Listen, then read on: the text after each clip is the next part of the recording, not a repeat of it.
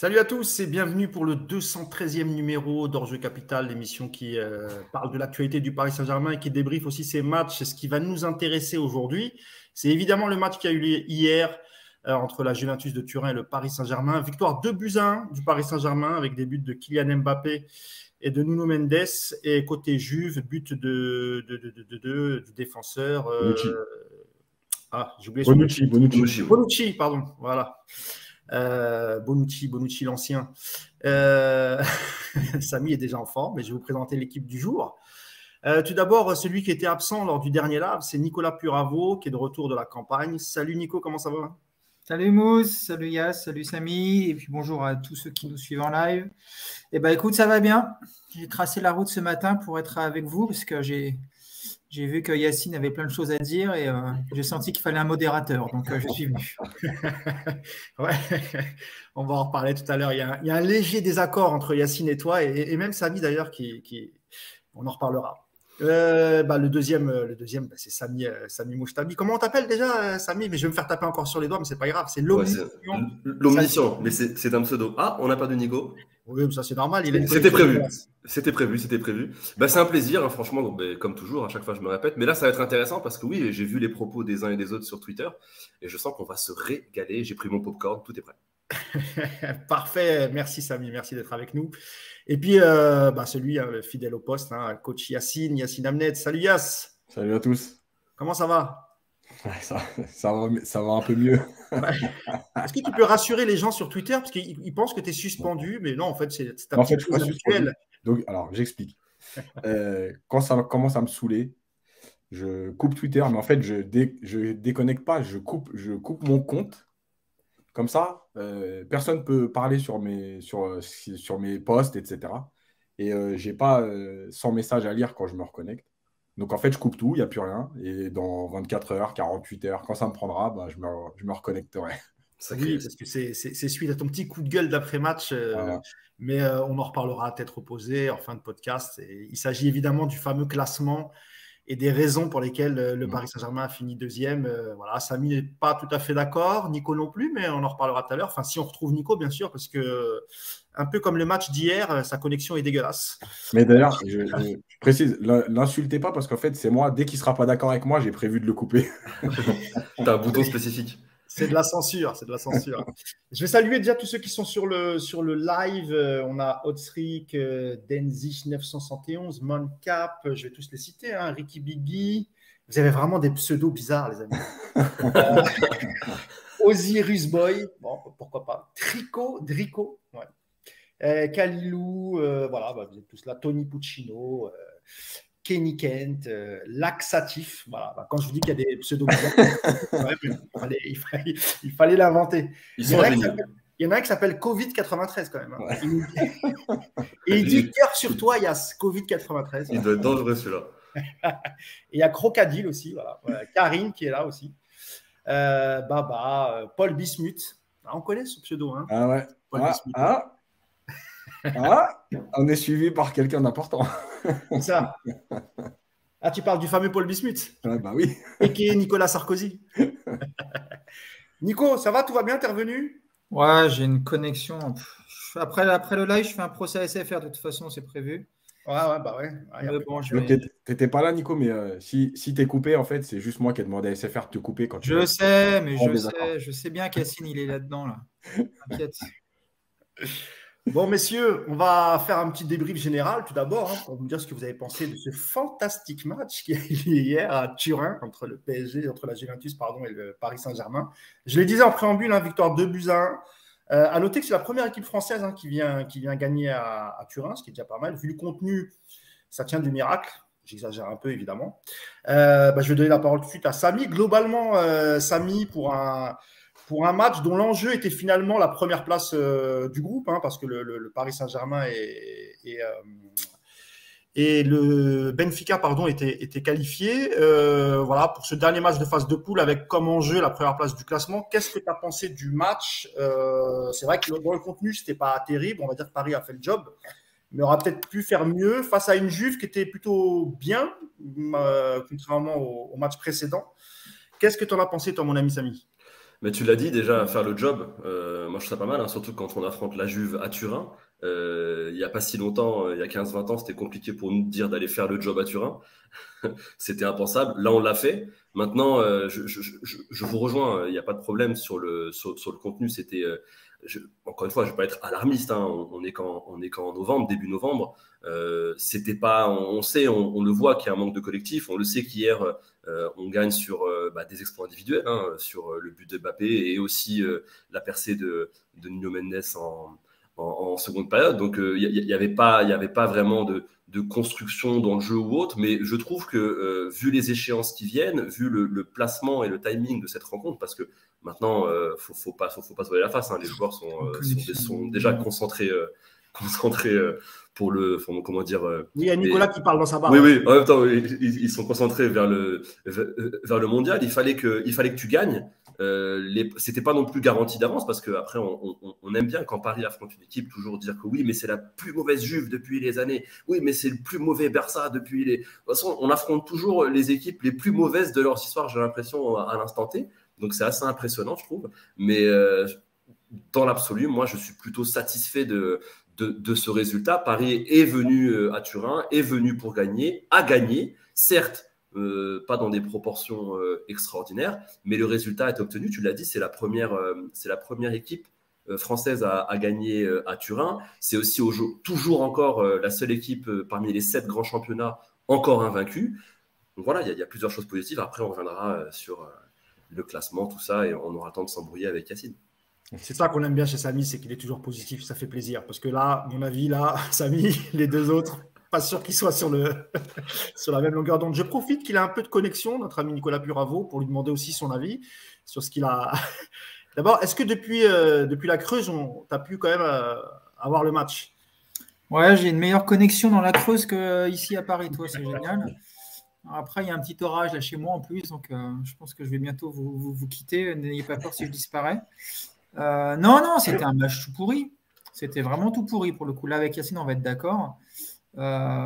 C'était un match de feignasses qui avait vraiment décidé de ne pas en faire de trop, voire même pas du tout.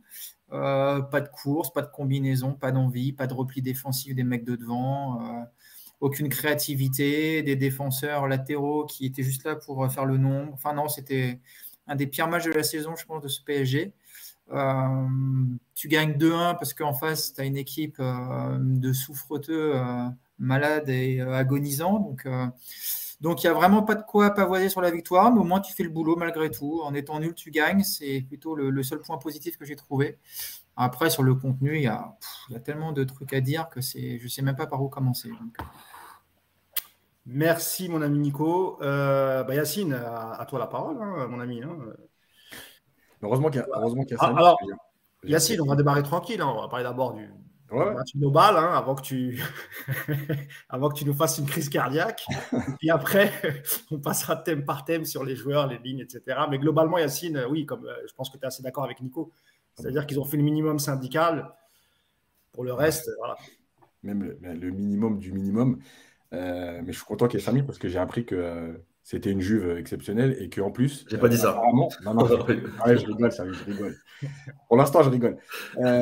Et j'ai appris que donc seul le PSG a des joueurs qui vont en Coupe du Monde.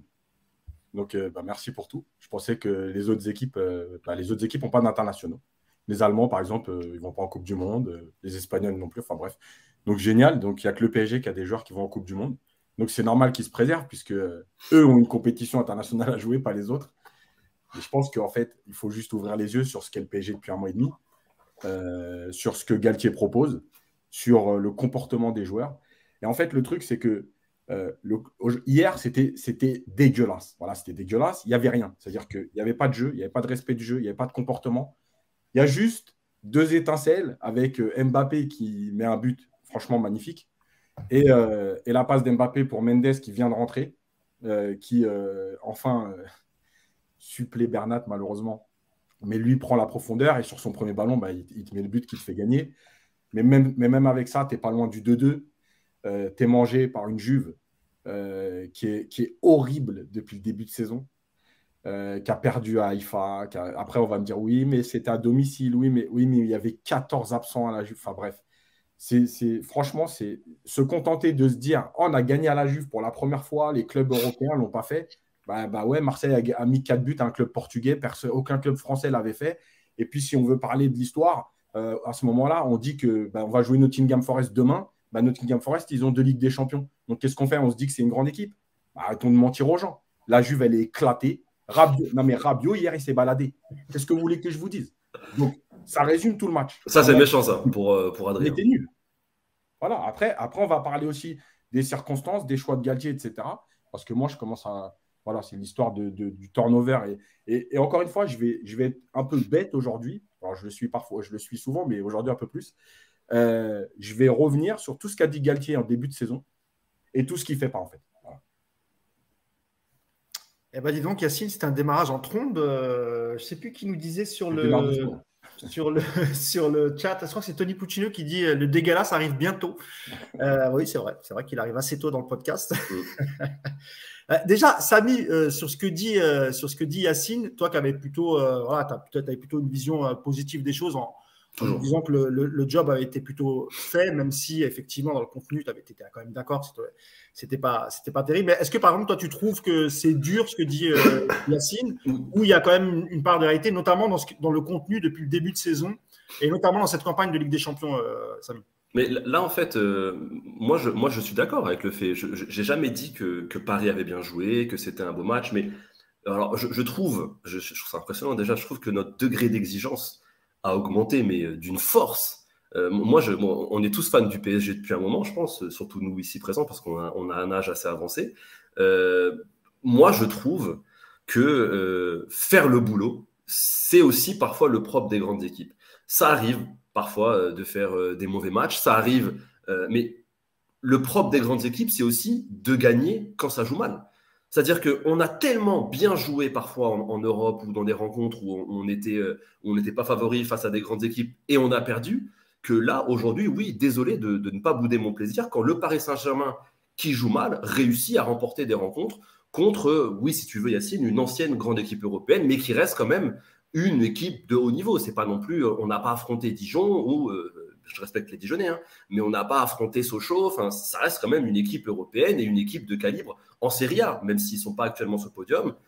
Ça reste quand même une équipe avec des joueurs de qualité, même s'il y avait des absents. Enfin, on peut pas non plus tout dénigrer, mais c'est pas dire ça, ce n'est pas dire que la Juve est un top club européen, c'est City, c'est Bayern. Non, ça restait une équipe à notre portée, mais les Parisiens l'ont fait. Alors oui, le match était pas beau. Il y a beaucoup de choses qui sont à pointer du doigt. L'apport des latéraux qui était proche du néant, hein, il faut bien le dire, que ce soit Hakimi comme Bernat. Comment dire, comme Bernat, ça, il n'y a aucun problème. Que voilà, les trois de devant aussi, ça a été compliqué. Que Messi a plus que d'habitude joué par intermittence. Oui, il y a beaucoup de choses à pointer du doigt, mais moi, je préfère, bien sûr, on peut se focus sur ça. Moi, je préfère voir aussi les choses positives. Je suis comme ça, c'est comme ça que je fonctionne généralement, surtout quand ça parle de mon club. Moi, je vois aussi les choses positives. Le fait que le Paris Saint-Germain reste invaincu dans cette phase de poule, que c'est une phase de poule bien mieux maîtrisée que celle de la saison dernière, que quand ça va pas très bien et que le bateau tangue, eh ben, on a des joueurs, et ça on le savait, hein, on a des joueurs de la trempe d'un Kylian Mbappé, et tu l'as très bien dit, qui a marqué un but exceptionnel. Hein. Son but, c'est un but de très grand joueur. Il n'y a que très peu de joueurs qui peuvent marquer ce genre de but. On a des joueurs qui peuvent débloquer la situation à tout moment. Donc, il faut aussi ne pas oublier qu'il manquait aussi quand même le troisième larron, Neymar, qui est, je pense, hein, je ne suis pas pour vous, mais quand même un des joueurs en forme de ce début de saison. Donc ça aussi, il ne faut pas non plus l'oublier. Donc même sans Neymar, le Paris Saint-Germain a réussi à se déplacer à l'extérieur en Coupe d'Europe et à remporter le match. Donc voilà, je préfère essayer de tirer le positif. On est à la fin des poules. Les prochains matchs seront en février, les huitièmes seront en février et en mars. On aura plus de vision pour se projeter après le tirage au sort, pour voir qui on va vraiment affronter. Mais plutôt que de sombrer dans la panique et dans le pessimisme, moi, je préfère voir aussi les bons côtés de la chose. Oui, puis notre histoire nous permet d'être tout le temps optimiste. Ouais, mais l'histoire est faite pour être changée. Hein. Après, bien sûr que oui, tu peux me dire, premier, deuxième, c'est compliqué quand on joue au match retour. Les stats, oui, mais bon, les stats aussi sont faits pour être contredites. Donc, moi, j'ai toujours espoir personnellement. Avant de lancer Nico, il y avait Matt Boston qui te disait, Samy, je pourrais être d'accord avec toi si effectivement c'était de temps en temps ce genre de contenu dans le match. Mais lui trouve qu'il y a eu trop de matchs comme ça, trop de matchs poussifs en fait. Et donc, c'est pour ça que c'est vrai qu'il y a des gens qui sont d'accord, hein, qui préfèrent voir le verre à moitié plein, et puis tu en as qui sont d'accord avec Yacine et Nico. Bah, d'ailleurs, Nico, si tu veux réagir toi aussi là, sur ce petit débat sur la façon dont gagne le PSG ces derniers temps, et notamment sur cette campagne de Ligue des Champions. Samy, je pense qu'hier, il a vu un PSG Angers sans faire gaffe en replay sur Prime, qu'il a confondu le maillot d'Angers avec la Juve, quoi. Ah, peut-être. Hein. Il y a que ça comme explication logique, quoi, parce que non, le match, Samy, tu peux pas dire. On va parler après effectivement de la suite, et je suis d'accord avec toi sur plein de trucs sur le pessimisme ambiant, et là je suis d'accord avec toi, mais sur le match d'hier, il n'y a rien à garder. Tu peux pas dire on a gagné à la Juve, c'est formidable, quel exploit, ça n'a jamais été fait. Honnêtement, il y a combien d'équipes de Ligue 1 qui gagnaient le match d'hier, quoi? C'était d'une faiblesse, la Juve. En plus, déjà, ils sont mauvais. En plus, ils avaient 12, 13 ou je sais pas, 14 absents hier. Heureusement que tu gagnes, Samy. Heureusement. C'est la moindre des choses d'aller gagner un match comme ça. Donc, bon, ouais, il manquait Neymar au PSG. Ouais, là, l'histoire, quoi. Donc, si tu as besoin de Neymar pour être brillant dans le jeu, bah, ça veut dire qu'on est comme toutes les années précédentes. Voilà, on dépend d'un joueur, et donc on est vraiment, encore une fois, dans la merde, quoi. Donc, non, moi, sur le match d'hier, il n'y a vraiment aucun point positif, à part peut-être individuellement, on a retrouvé globalement sur quelques actions, des comportements sur Marquinhos, voilà, on va peut-être parler d'un ou deux joueurs qui ont été à peu près potables hier, mais la prestation collective de cette équipe du PSG hier, elle est juste atroce. Elle est atroce. Et bon, je sais qu'Yacine va lui parler beaucoup du travail. Moi, je pense que c'est juste la mentalité. C'est une équipe, je vous l'ai dit tout à l'heure, de feignasses qui gère sa Coupe du Monde. Les mecs, déjà, quand c'est des gros matchs importants, pour les faire bouger, il faut déjà en vouloir. Rappelez-vous du match aller à la Juve, contre la Juve, la deuxième mi-temps une équipe qui s'était mise complètement en mode veille et qui avait arrêté de jouer. Hier, moi, j'ai vu une équipe qui n'avait pas envie de se faire mal, qui n'avait pas envie d'aller chercher plus que ça. Voilà, il fallait gagner. Ils l'ont fait en marchant, ça suffisait largement. Et manque de bol, ça n'a pas offert la première place parce que concours de circonstances avec le match de Haïfa. Mais non, le match d'hier, il est atroce. Dans tout, il est atroce. On va rentrer dans le vif du sujet. On va débriefer un peu ligne par ligne. Mais d'abord, je vais vous donner la composition hier du Paris Saint-Germain. Une composition somme toute classique, avec simplement Soler qui remplace Neymar qui était suspendu. Donc, Donnarumma au but, avec Hakimi, une ligne de 4, Hakimi, Marquinhos, Ramos et Bernat. Un milieu, Vitinha, Verratti et Fabian Ruiz qui va sortir assez tôt sur blessure, remplacé par Sanchez. Et un trio d'attaque Soler, Messi, Mbappé. Et je vais vous en profiter aussi parce que je l'avais noté. Je vais aussi vous donner, je ne le fais jamais, mais il faut que je le fasse quand même, la compo de la Juve. Donc il y avait Chesney dans les buts, Locatelli, Cuadrado, Sandro, Milik, Gatti, Kostic, Bonucci, Miretti, Rabiot, Fagioli. Et donc le milieu de terrain, parce qu'on va en parler, de la Juve, c'était Rabiot, Locatelli et Fagioli. C'était ça le premier débat, Yacine, hein. C'était sur le milieu de terrain. Ouais. Vas-y, je vais te laisser la parole, Nico.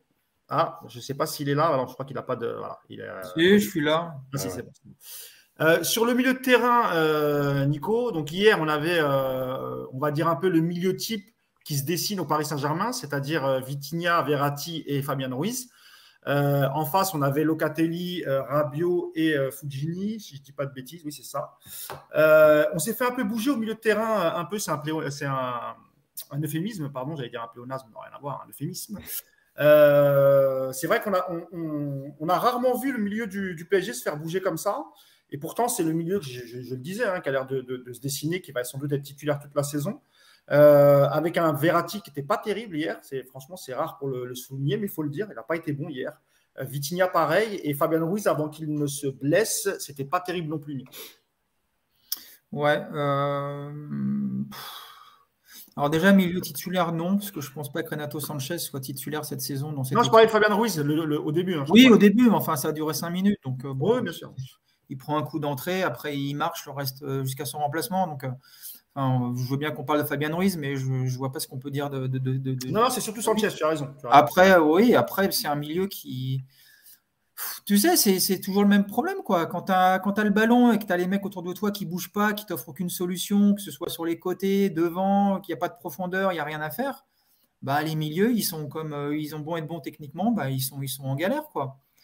Donc hier, pas beaucoup de solutions de ce côté-là. Après, défensivement, entre Solaire qui était paumé sur le terrain et puis les deux autres qui regardaient l'équipe en marchant. Donc voilà, je pense que c'est difficile de juger le milieu sur un match comme ça et de pointer, parce qu'en plus, je trouve que Vitinha, hier, il cavale beaucoup. Je trouve que Verratti, même s'il ne fait pas un grand match, c'est encore lui qui te sort les ballons et qui te donne un petit peu d'assurance technique. Donc oui, la vue d'ensemble du milieu, elle n'est pas bonne, mais c'est tellement lié à tout ce qui se passe autour d'eux que pour moi, hier, c'est pas vraiment le plus gros problème, loin de là.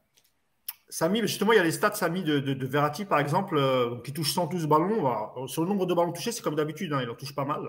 0 dribble réussi, 3 tacles réussis sur 3, 4 duels gagnés sur 8, c'est un peu moins que ce qu'il fait d'habitude. 8 ballons perdus, ça on va en parler, 9 ballons récupérés, 2 fautes commises, une interception. Sur le milieu, globalement, Samy, comment tu l'as trouvé? Et est-ce que tu penses que le milieu de la Juve, lui, a surclassé celui du PSG? Honnêtement, après, je vous trouve un peu dur sur Verratti. Moi, je vais être celui qui va adoucir les angles, qui va les arrondir durant toute l'émission. Ça reste quand même le moins éclaté des trois hier entre Renato et Vitinha, qui n'ont pas fait un bon match. C'est ce que dit d'ailleurs, Samy. Oui. Hein. C'est ce que dit à peu près Nico. Il y a une réalité. Après, moi, je l'ai trouvé bon dans le. C'est vrai qu'on l'a pas vu sur ses qualités principales. La conservation, l'orientation de jeu, etc. C'est sûr qu'on préfère voir Marco dans ce secteur-là, dans ce registre-là, là où il excelle et là où il fait plaisir à nos yeux. Mais je trouve que voilà, dans le dévouement, dans le replacement défensif, dans le volume de jeu, le harcèlement, il a quand même été présent. Encore une fois, c'est pas une masterpiece. C'est là où vous comprenez pas ce que je veux dire quand je dis que c'était pas extraordinaire. Mais j'essaye de retirer aussi les côtés, les bons côtés d'un match qui est à oublier et qui peut arriver et qui arrive à toutes les grandes équipes dans une saison, tout simplement. Le but, c'était de gagner. C'est sûr que là, si on se penche sur le contenu, ce milieu-là, en fait, chaque match a sa vérité. Ça fait très poncif du football, mais c'est pas parce qu'aujourd'hui, ce milieu à 3 n'a pas fonctionné qu'on doit le condamner et se dire que voilà, c'est une idée à rayer et à ne plus réutiliser sur les prochaines rencontres. Tu l'as dit, Ruiz, on l'a pas vraiment vu, alors qu'il commençait, il était sur une dynamique plutôt positive. D'ailleurs, j'ai pas eu d'infos sur sa blessure. Je ne sais pas si vous en avez plus, vous me direz ça. Mais c'est vrai que voilà, c'est un petit peu dommageable d'avoir perdu un des éléments de ce nouveau milieu assez tôt dans la rencontre. Pour Renato, on constate un peu ce qu'on constate depuis le début de saison. Il ne s'est pas encore intégré à ce collectif. Je ne suis même pas encore sûr qu'il se soit intégré à cette équipe totalement du Paris Saint-Germain. Est-ce qu'il a déménagé de Lille à Paris ? Faudra me le préciser. Mais oui, le milieu hier, face à un très bon Rabiot, il faut le préciser. Si au moins on peut tirer une fierté de ça, il ne faut pas oublier qu'il a été formé au Paris Saint-Germain. Donc voilà, c'est le meilleur milieu hier sur la rencontre reste quand même un Parisien dans l'absolu. Merci Samy. Et quelques messages. On nous dit pour la première fois, c'est Drummer Seb, qui dit pour la première fois, je ne suis pas d'accord sur le match de Verratti. Je ne l'ai trouvé pas bon du tout. Après, ça défile trop vite. Hein. Sinon, il y a Non-Stop qui dit Vitinha était un peu perdu, mais il était seul à courir partout. Qu'est-ce qu'on a d'autre? Alors, Samy, c'est justement le problème. Un joueur se blesse. Mais comme pour tout grand milieu, ça. Vous enlevez un élément clé de chaque milieu de grande équipe d'Europe et on va voir si ça va bien se dérouler aussi. À un moment donné, je veux bien parce que non, mais les mots du PSG ne sont pas propres qu'au Paris Saint-Germain. Retirer Kimmich, retirer un Gundogan ou un KDB à City, retirer un joueur important dans chaque grand milieu des grandes équipes européennes et forcément, ça se verra. Je suis désolé, c'est comme ça. Yacine, sur le milieu de terrain versus le milieu de terrain de la Juve, c'est vrai que même dans ton papier, hein, tu as souligné que pour la première fois, en tout cas selon toi, Verratti n'avait pas fait un bon match. Il a notamment perdu pas mal de ballons et parfois dans des zones dangereuses. On a vu Marquinhos le reprendre, je crois que c'était en première mi-temps. Et puis Sanchez, il y a beaucoup de commentaires sur le live sur Sanchez. Ils veulent qu'on parle de Sanchez. Moi, perso, j'ai trouvé qu'il s'est caché un peu hier pendant le match. Alors évidemment, c'est pas évident de rentrer et remplacer quand tu sais que tu pars pas titulaire et au bout de 18 minutes, tu remplaces Fabien Ruiz. Mais globalement, le milieu, il était un peu en dessous quand même, Yass. Ouais, il y a beaucoup de choses parce que j'ai revu une partie du match. Parce qu'en fait, j'ai reçu tellement de messages sur Verratti. Je me suis dit, il faut que je regarde parce qu'en fait, je pense qu'il y a des choses qui étaient un peu à nuancer. Et là où je rejoins Nico et Samy, c'est que oui, Verratti a été moins bon que d'habitude. Oui, Verratti a perdu des ballons qu'il ne perd pas d'habitude. Mais en fait, c'est pas que de sa faute, tu vois. On parlera après de Sanchez. Et Sanchez, il est plus coupable que Verratti. Verratti, en fait, à un moment donné, il n'a pas de solution quand il a le ballon. Quand il perd le ballon et que Marquinhos lui fait la remarque, ok, pas de problème. Et il y a plein de gens, encore une fois, qui sont venus dire oh, il fait trop de touches de balle et tout. En fait, le truc, c'est que le moment où il perd la balle, tout le monde va relever ça. Mais sur les 100 derniers matchs du PSG, il le fait 99 fois. Et 99 fois, ça passe. Et personne ne relève, tu vois. Donc, en fait, c'est toujours pareil. C'est la prise de risque de Verratti, elle est comme ça. Et plein de fois, il a sorti le PSG de pressing parce que, justement, il est capable de faire ça. Et parce qu'en plus de ça, il a répété dans plein d'interviews que lui, donner le ballon pour dégager, il n'en avait pas envie. Après, si le coach, il n'est pas content, j'ai envie de te dire, bah, sors-le. Mais un mec qui met des boîtes, qui va dégager le ballon quand il faut dégager le ballon en tribune. Et puis voilà. Si tu mets Verratti, il faut assumer ce côté-là. Voilà, c'est peut-être sa faiblesse, mais c'est très souvent sa force. Et le truc, c'est que Verratti, bah, je l'ai dit la semaine dernière quand on a fait le live avec Kazar, en fait, il nous a habitués à tellement de performances de très haut niveau qu'il a presque banalisé, c'est-à-dire que c'est le niveau qu'on attend de lui normalement. Bah, quand il est un peu moins bon comme hier, bah, tout de suite, on a l'impression qu'il est catastrophique. Il n'a pas été bon hier, mais il y a plein d'explications. La deuxième chose sur le milieu global, bah oui, le problème, c'est que tu perds Ruiz qui proposait justement des solutions et tu n'avais plus ces solutions.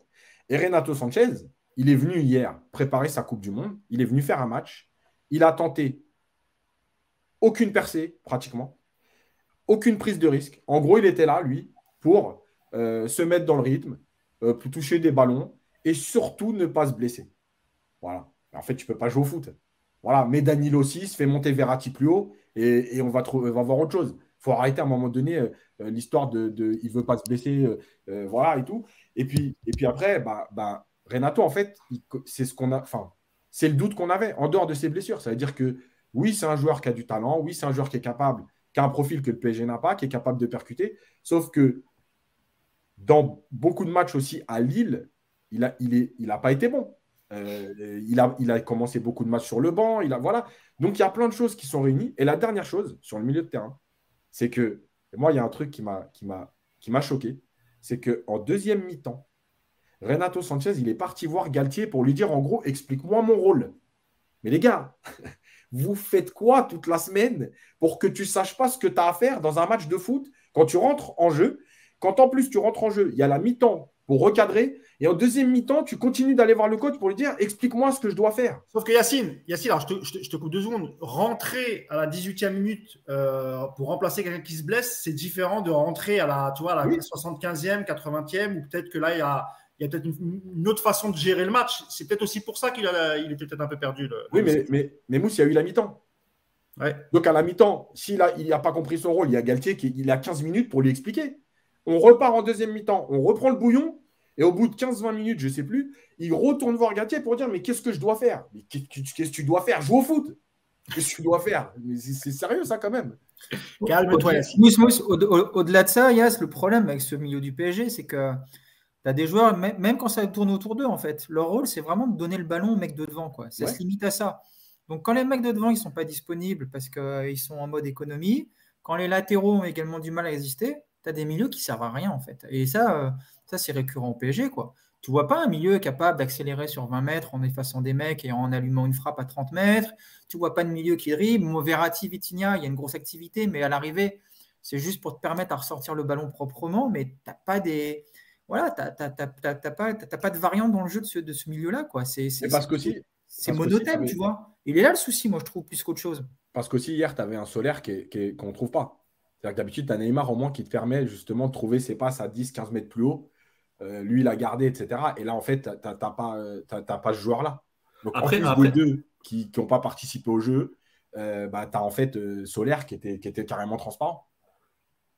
Vas-y, après, je disais à 3, je trouve que depuis qu'on joue à 3, on voit justement une meilleure projection de ces milieux. Alors, encore une fois, c'est pas évident sur tous les matchs, on ne l'a pas vu hier forcément, mais je trouvais que depuis l'instauration de Ruiz Ruiz, Vitinha, Verratti, on avait un petit peu plus de projection de certains milieux. Ça libère, plus que le double pivot. Je trouve qu'à 3, ça permet généralement à un des milieux de pouvoir se projeter et de monter. Généralement, c'était Ruiz. Et ça, vous ne pouvez pas me l'enlever. Ruiz, depuis qu'il était titulaire, on l'avait un petit peu plus vu tenter de frappe et de tir à l'extérieur de la surface. C'est un peu ce que tu disais, Nico. C'est ce qu'on aimerait qu'il fasse. Et c'est ce qu'il faisait sur les derniers matchs. Pas dans des proportions énormes, mais ça commençait à se voir, puisque justement, à 3, tu as une plus grande facilité, une plus grande possibilité. Tu as des opportunités différentes que dans le double pivot du 3-4-3.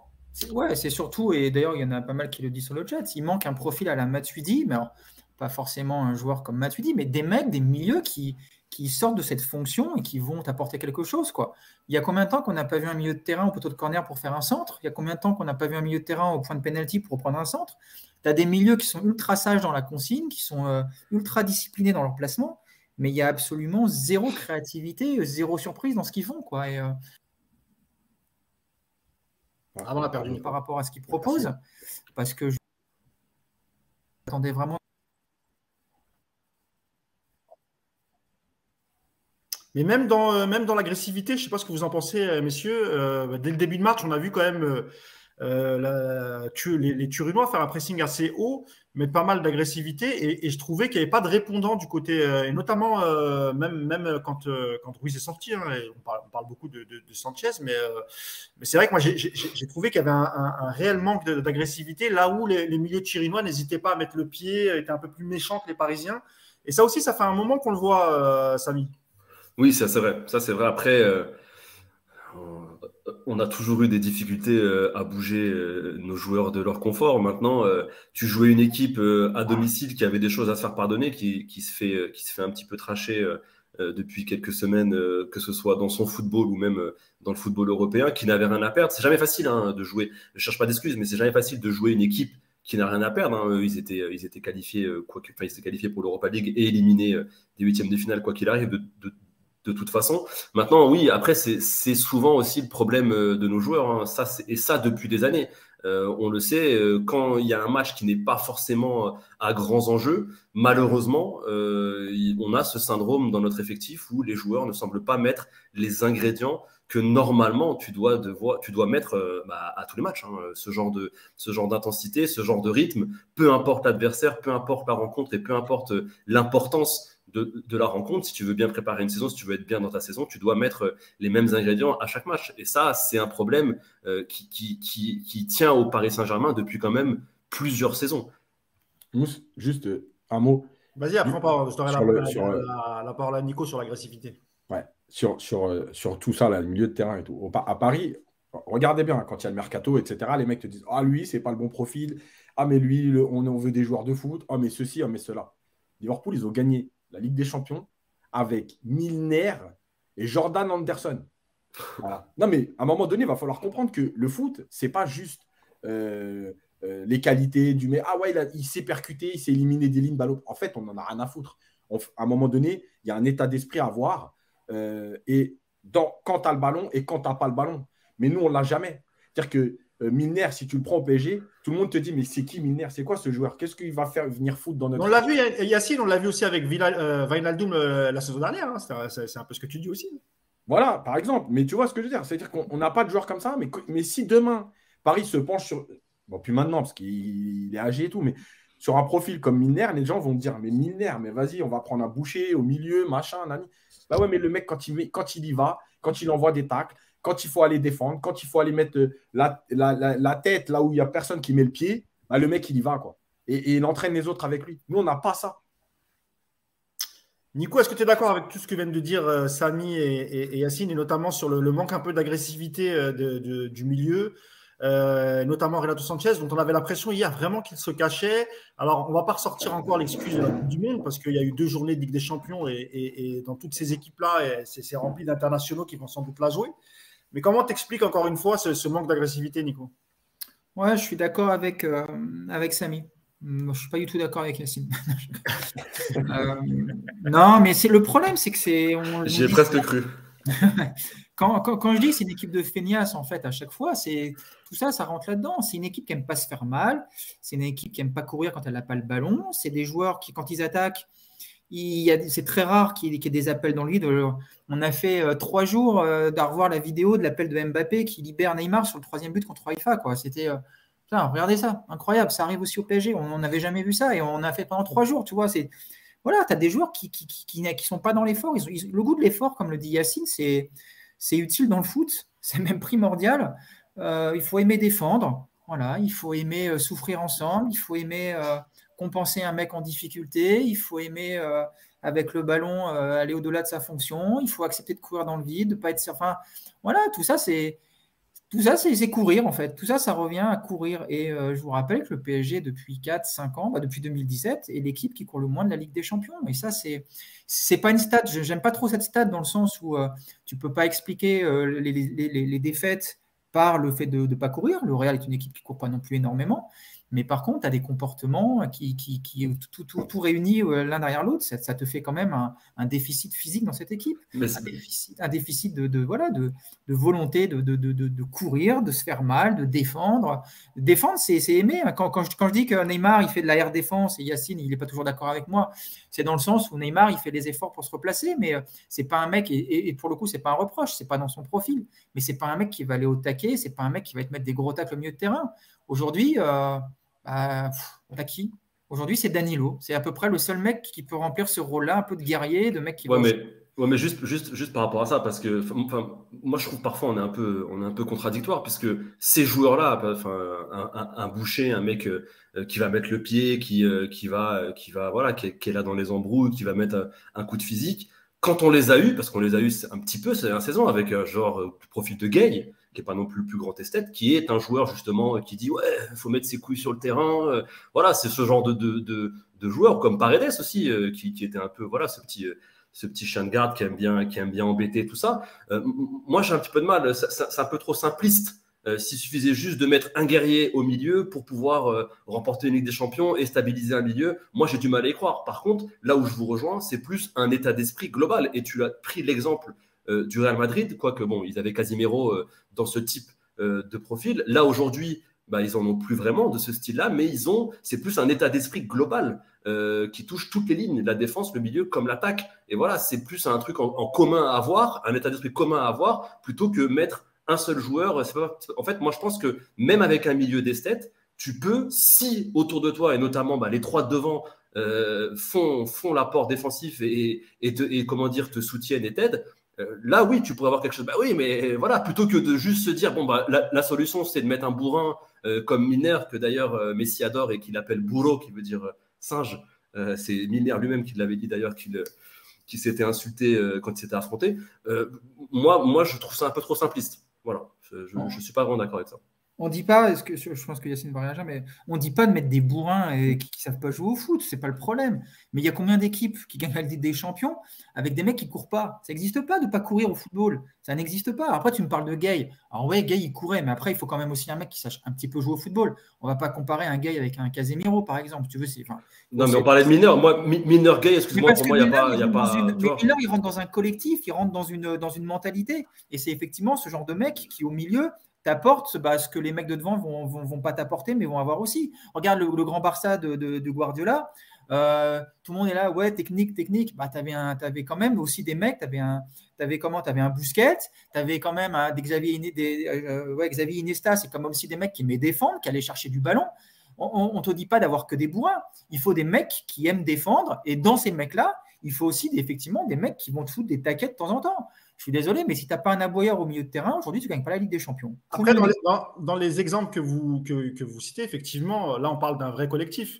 C'est-à-dire que, est-ce que quand les mecs viennent au PSG, se disent, bon, il y a 3 devant qui ne font pas les efforts, pourquoi nous, on va aller courir à droite, à gauche, alors que je pense que ce que dit Nico, Samy, c'est vraiment cet état d'esprit, en fait. C'est ce qui manque au PSG parce que tout le monde ne se met pas dans le moule. Des joueurs comme ça, c'est vrai qu'on en a vu arriver. J'ai cité Wijnaldum. On a un Danilo qui, parfois, au milieu, faisait aussi ça. Gay a essayé avec plus ou moins le talent qu'on lui connaît. On a eu Herrera. Tu as parlé de Paredes. Mais il y a un moment, tu as l'impression que dès que ces mecs arrivent au PSG, ils se fondent dans le moule. Et puis, plus rien parce qu'en fait, ils se disent, moi, j'ai pas envie de courir pour des mecs, pour faire briller des mecs devant qui ne nous aident pas et qui ne font pas briller le collectif avant tout. Non, Samy ? Si, bah moi, c'est ce que je te disais, c'est que c'est un esprit global à obtenir. C'est un esprit d'équipe que tu dois entretenir et que tu dois diffuser parmi toutes les lignes. C'est là où je te dis que le profil d'un aboyeur, pour moi, il n'est pas forcément nécessaire si tout le monde se met au diapason, tout simplement en fait. Après, on peut essayer, on peut réessayer. Il y a un mercato d'hiver, tu peux réessayer de reprendre un joueur, un aboyeur, un Roy Keane à l'époque qui va essayer. Mais moi, je te dis juste que je ne suis pas sûr que ce soit ça qui va dynamiser l'équipe. Ce serait plutôt un état d'esprit à trouver. Un état d'esprit avec deux joueurs qui ont décidé de jamais défendre. De toute façon, c'est compliqué. Ah oui, bah, tu pars de loin. Parce que vous dites 3, mais c'est Neymar, il n'est pas dans ce truc-là. Oui, c'est vrai ça. On a l'habitude en fait de dire les 3 parce que voilà, c'est le trio offensif qui est. Ouais, non, on va dire qu'il défend plus, mais c'est pas non plus. Enfin, tu vois, on va pas me le faire passer pour un. Tu vois, c'est pas Keut, quoi. Tu vois ce que je veux dire? Selon Nico, c'est 2 mecs qui foutent rien et un mec qui fait de la air défense. Donc voilà. Non, merci.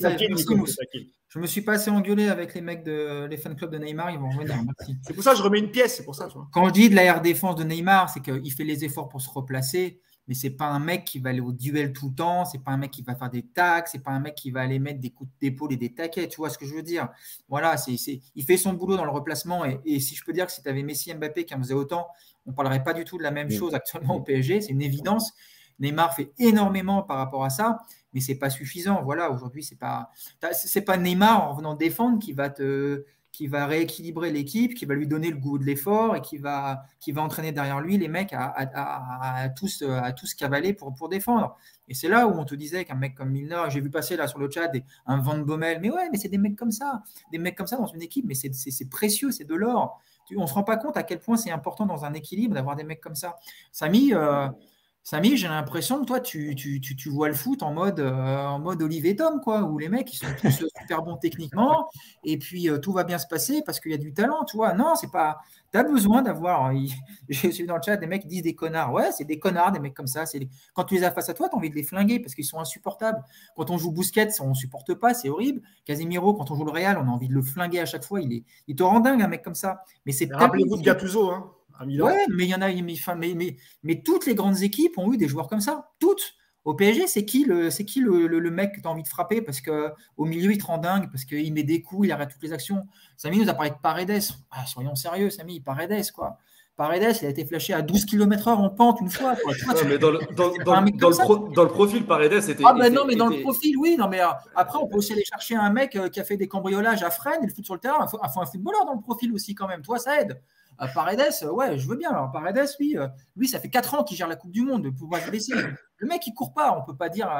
Toi, il y a un juste milieu à trouver. Il faut un footballeur aussi, quand même. Il ne faut pas qu'un sale type. Il faut un mec qui sache jouer au football, qui sache courir, qui ait de la vitesse, Ah, ça Paredes, ouais, c'est un sale type, Paredes. Mais bon, ça s'arrête là. Donc, non, il te faut. Soit tu as une équipe avec des mecs dans le profil que tu as actuellement, mais il y a une espèce d'émulation collective et tout le monde trouve le goût à l'effort. Et puis, si tu n'as pas un profil comme je te parle, tu vas compenser. Et c'est sûrement arrivé. Là, je n'ai pas d'exemple, je ne suis pas la Bible qu'est Yacine. Donc, mais il y a forcément des grandes équipes où il n'y avait pas forcément un Casemiro au milieu. Aujourd'hui, tu parles d'City, il n'y en a pas. Je ne suis pas sûr que Rodri endosse ce rôle. Au Bayern, tu peux me parler de Goretzka, mais pour moi, je ne le vois pas dans ce profil-là. Au Real, aujourd'hui, tu n'en as pas.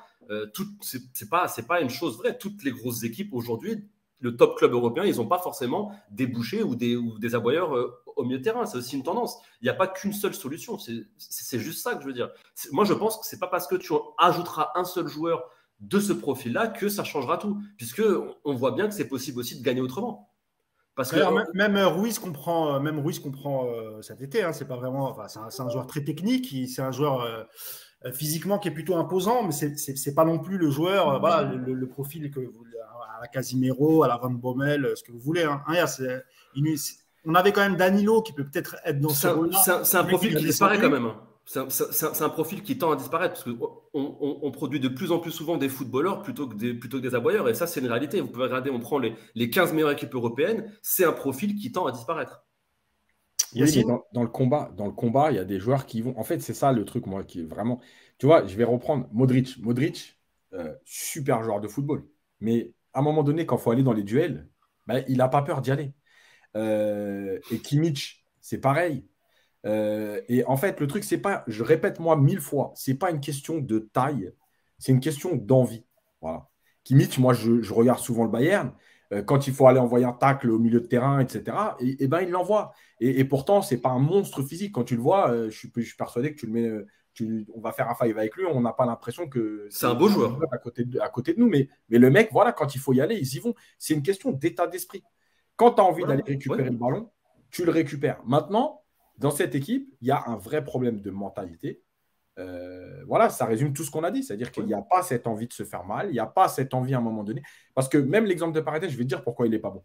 Parce que l'exemple de Paredes, c'est des moments où il y a de l'attention et il vient faire le cow-boy au milieu, les embrouilles. Et la seule fois où il l'a fait, c'est contre Dortmund, où il avait envoyé un tacle à. J'ai oublié son nom, au milieu, dans le bout de 3 minutes, là. Celui qui s'était occupé de Neymar, Emre Can. Voilà, mais en fait, c'est pas pour dire on est les boss au milieu, c'est des trucs un peu de match de cité où tu es énervé, tu envoies attaquer un mec qui commence à te chauffer, voilà, tu vas prendre ton jaune, ou tu crées des débuts d'échauffourée. Voilà, mais c'est pas ça le truc. Le truc, c'est réellement d'aller prendre le ballon quand il y a un ballon entre deux, quand le joueur qui ressort, c'est toi. Bah, nous, c'est jamais nous. Je vais prendre quelques commentaires sur le chat. Qu'est-ce qu'on nous dit? Si on achète 10 joueurs différents chaque année, c'est pas comme ça, en gros, qu'on va créer une stabilité. Coach Yacine, que penses-tu du milieu Marco, Ruiz et Marquinhos si on achète un top d'essai titulaire? Donc, remettre Marquinhos, pourquoi pas, devant la défense. Marc Mendy qui nous dit Kimmich, c'est vraiment le profil manquant. Il y a Xav qui nous dit je rappelle que nous avons gagné. Donc oui, on a gagné, mais on peut aussi parler du contenu des matchs qui ne sont pas terribles. Tac. Il y a Evare qui nous dit c'est plutôt la gestion des joueurs selon moi. Voilà. Qu'est-ce qu'il y a d'autre? C'est tout. Non. Ah oui, et le préparateur mental, le psy, ça en est où? C'est vrai qu'on avait parlé en début de saison. Il est en chemin, mais je crois que c'est perdu et il cherche le corps des loges. Ouais. En fait, il faudrait leur envoyer Samy, tout simplement, qui leur donne un peu de positivité, Samy. Je les ferai sourire, je les ferai aimer la vie. Ah, mais je crois qu'ils aiment la vie, enfin, c'est pas le problème. On a perdu encore notre ami Nico. Hein. Il apparaît, il disparaît. C'est un peu le Houdini du podcast. Le voilà, Nico, il est revenu. Nicolas Houdini Puravo. Je vous entends. À chaque fois que je parle, je vous entends quand même. Hein, donc attention à ne pas dire de conneries. Non, jamais. Tu connais ma caméra qui saute, en fait. Tu connais le respect qu'on te porte, Nico. Ouais. On ne se permettrait pas. Et puis, comme j'ai envie d'avoir une réduction sur une belle Rolex, donc j'ai plutôt pas intérêt. Yass, on va passer un peu à la défense aussi, parce qu'il y a des choses à dire, hein, et notamment sur Donnarumma, qui hier encore n'a pas été d'une totale sérénité. Là aussi, c'est un euphémisme. Par contre, le bon retour de Marquinhos, qui a fait probablement son meilleur match de la saison. Je te lance là-dessus, Samy, sur la défense en général, et en particulier Donnarumma et Marquinhos. Ouais, Marquinhos hier, un match que je qualifierais de les hommes. Hein. Il a été solide, il était là, il a harangué ses partenaires. Ça faisait très longtemps qu'on ne l'avait pas vu dans cet état d'esprit déjà. On parle depuis tout à l'heure d'état d'esprit. Lui, pour le coup, il l'avait, même si défensivement, c'est plus difficile de le diffuser sur tout le terrain. Mais je trouve que ça fait plaisir de revoir un Marquinhos à ce niveau-là. Tu l'as dit, moi je suis d'accord avec toi, je pense que c'est son meilleur match depuis le début de saison, alors qu'il n'a pas forcément été aidé par ses partenaires de la défense, que ce soit Sergio Ramos qui a eu beaucoup de chance, que la Juve n'a aucune profondeur. S'il y avait le petit healing, je pense qu'on aurait un petit peu plus de difficultés à défendre, puisque maintenant Ramos dans la profondeur, c'est quelque chose qui ne lui parle pas, et que les deux latéraux étaient aussi dans un jour sans, comme beaucoup de fois cette saison. Donc ouais, on a eu un Marquinhos solide, qui plus est avec un gardien qui n'inspire pas non plus la meilleure des tranquillités, la meilleure des sérénités. Et on le sait, ça, qu'un gardien aussi, ça influe sur le comportement et l'attitude d'un défenseur, sur sa façon de se positionner sur le terrain, plus ou moins loin de la ligne d'en but. Donc voilà, c'était quand même très compliqué, mais on a eu un Marquinhos qui a surnagé. Et sincèrement, alors j'espère que c'est pas à l'amorce de la Coupe du Monde qu'il se remet en selle. Si on a ce Marquinhos-là qui peut emmener dans son sillage, par exemple, un Presco qui revient petit à petit de blessure, ça peut être intéressant. Maintenant, à voir encore une fois tous les paramètres, tout sera mis. Il y aura un reset global en janvier, quand tout le monde reviendra de la Coupe du Monde, et à voir si ce niveau-là sera toujours présent. Donc voilà, en tout cas, on peut se réjouir d'un Marquinhos à ce niveau-là. Hier, sincèrement, s'il n'est pas là, je ne suis pas sûr qu'on reparte avec la victoire. Parce que notamment vraiment, sur les Samy, notamment c'est vrai sur quelques centres où il a coupé. Toujours, oui, il était là, mais c'est ce qu'on demande à un défenseur, et ça, c'est dans l'état d'esprit. Parce que vouloir mettre voilà, le bout de cuisse, le bout de fesse, le genou, le tibia, ce genre de choses pour gêner un centre, pour gêner une frappe, et le faire et le maintenir sur 90 minutes, quand un défenseur est dans cet état d'esprit-là, généralement, ça se passe plutôt bien pour l'assise défensive. Donc, on ne peut qu'espérer que ce ne soit pas qu'un one-shot. Je vais donner la parole aux autres, après on viendra sur Donnarumma, Samy. Nico, sur cette défense, il y a eu du bon chez Marquinhos, du beaucoup moins bon chez Ramos et Bernat. Quant à Hakimi, pareil, hein, il ne fait pas non plus un super match. Ouais, bah voilà, tu as tout dit. Salut Nico, et bonne soirée. Ça m'a fait plaisir de participer. Non, bah, tu as tout dit. Ouais. Écoute, Marquinhos au niveau. Tous les autres, très décevants. Après, on a la chance hier que Ramos ne soit pas trop sollicité. Donc, je trouve que pour le coup, il ne fait pas un match si atroce que ça. Mais bon, il n'est pas non plus exceptionnel. Les deux latéraux, vraiment très vilains. Offensivement, consistants. Et puis Donnarumma, il a deux interventions. La première, il est trop court. Et puis la deuxième, il nous fait une espèce de dégagement paume des mains qui revient au point de penalty bien haut. Et on a la chance que derrière, il n'y ait pas un mec de la Juve qui gagne son duel. Donc, écoute, défensivement, ils ont été à l'image du reste de l'équipe. Voilà. Ils étaient venus se balader. J'espère qu'ils ont aimé Turin, qu'ils ont fait des petites courses et puis qu'ils sont rentrés pas trop tard pour se coucher parce que c'était pas beau tout ça. C'était vraiment pas beau. Merci Nico pour ton éternel optimisme. Yacine, sur la défense, c'est vrai que Marquinhos, franchement, il fait plutôt un bon match, mais on le dit parce que ces derniers temps, c'était pas terrible. Alors, on avait parlé, est-ce que c'est le retour de la défense à 4 où il a peut-être plus de certitude et ça va un peu mieux? Est-ce que c'est aussi parce que Juve n'a pas eu non plus 1 milliard d'occasions, mais sur les quelques centres un peu dangereux, on va dire qu'il a toujours été là pour reprendre des ballons de la tête. Qu'est-ce que tu as pensé un peu de la défense en général? Et puis après, on ouvrira le dossier Donnarumma. En fait, le truc, c'est que Marquinhos, déjà, il a été bon, oui, parce qu'il faut le dire, parce que Samy a dit depuis le début de saison, moi je dirais presque depuis le Real, c'est son meilleur match. Maintenant, je pense c'est une vraie question d'état d'esprit. J'avais fait un papier là-dessus cette semaine sur l'histoire des buts et sur corner, sur centre, etc. D'ailleurs, Galtier en a parlé aussi en conférence de presse en expliquant que c'était d'abord une question d'état d'esprit. Et moi, en fait, le truc qui m'a rassuré d'entrer sur le match de Marquinhos, c'est ce tacle où il empêche la frappe, où il compte la frappe, et où il se relève, et où je revois l'attitude du Marquinhos de Barça 2014 quand il empêche l'égalisation. En fait, pour moi, c'est ça un défenseur. C'est-à-dire que c'est super aujourd'hui parce qu'on nous a expliqué à cause, je dis bien à cause, du Barça, de Guardiola notamment, que les défenseurs, c'était d'abord des relanceurs, limite des numéros 10. Mais non, les défenseurs, c'est d'abord des défenseurs. Et en fait, ce qui manquait à Marquinhos depuis un certain temps, c'est qu'il n'avait plus cette mentalité. Il était là à vouloir couvrir, il ne savait pas s'il devait s'intercaler au milieu. En fait, il pensait à plein de trucs, sauf à défendre. Du coup, il est en retard sur tous les ballons. Vous pouvez regarder tous les buts, Benfica, Haïfa, etc. Il n'est pas placé, il est mal placé, c'est une catastrophe. Hier, dans l'état d'esprit, en fait, pourquoi il prend des ballons de la tête sur les centres? Parce que, déjà sûrement parce qu'il n'y a que Milik et il n'y a pas Vlahovic, donc ça aide, parce qu'il n'y en avait qu'un sur deux, mais aussi parce qu'il est mieux placé, parce qu'il est agressif, parce que sur les centres, il n'attend pas qu'il y en ait un qui coupe devant, un qui le protège derrière, mais c'est lui qui attaque le ballon. En fait, c'est ça. Et tu vois, moi, je ne suis pas un grand fan, par exemple, de Chiellini, mais quand tu vois la Juve aujourd'hui, mais tous les jours, ils doivent regretter Chiellini. Parce qu'aujourd'hui, on ne veut plus fabriquer de défenseurs qui défendent, on veut fabriquer des défenseurs qui sont des numéros 10. Mais arrêtez de nous saouler. Si le mec, il sait jouer au foot, tant mieux. Mais d'abord, un défenseur, il est quand même là pour protéger son but. Tu parles, Yacine, tu parles il faut qu'il ait comme qualité une bonne relance, voilà. etc. Regarde, tu vois, la référence, à un moment donné, c'était Piqué.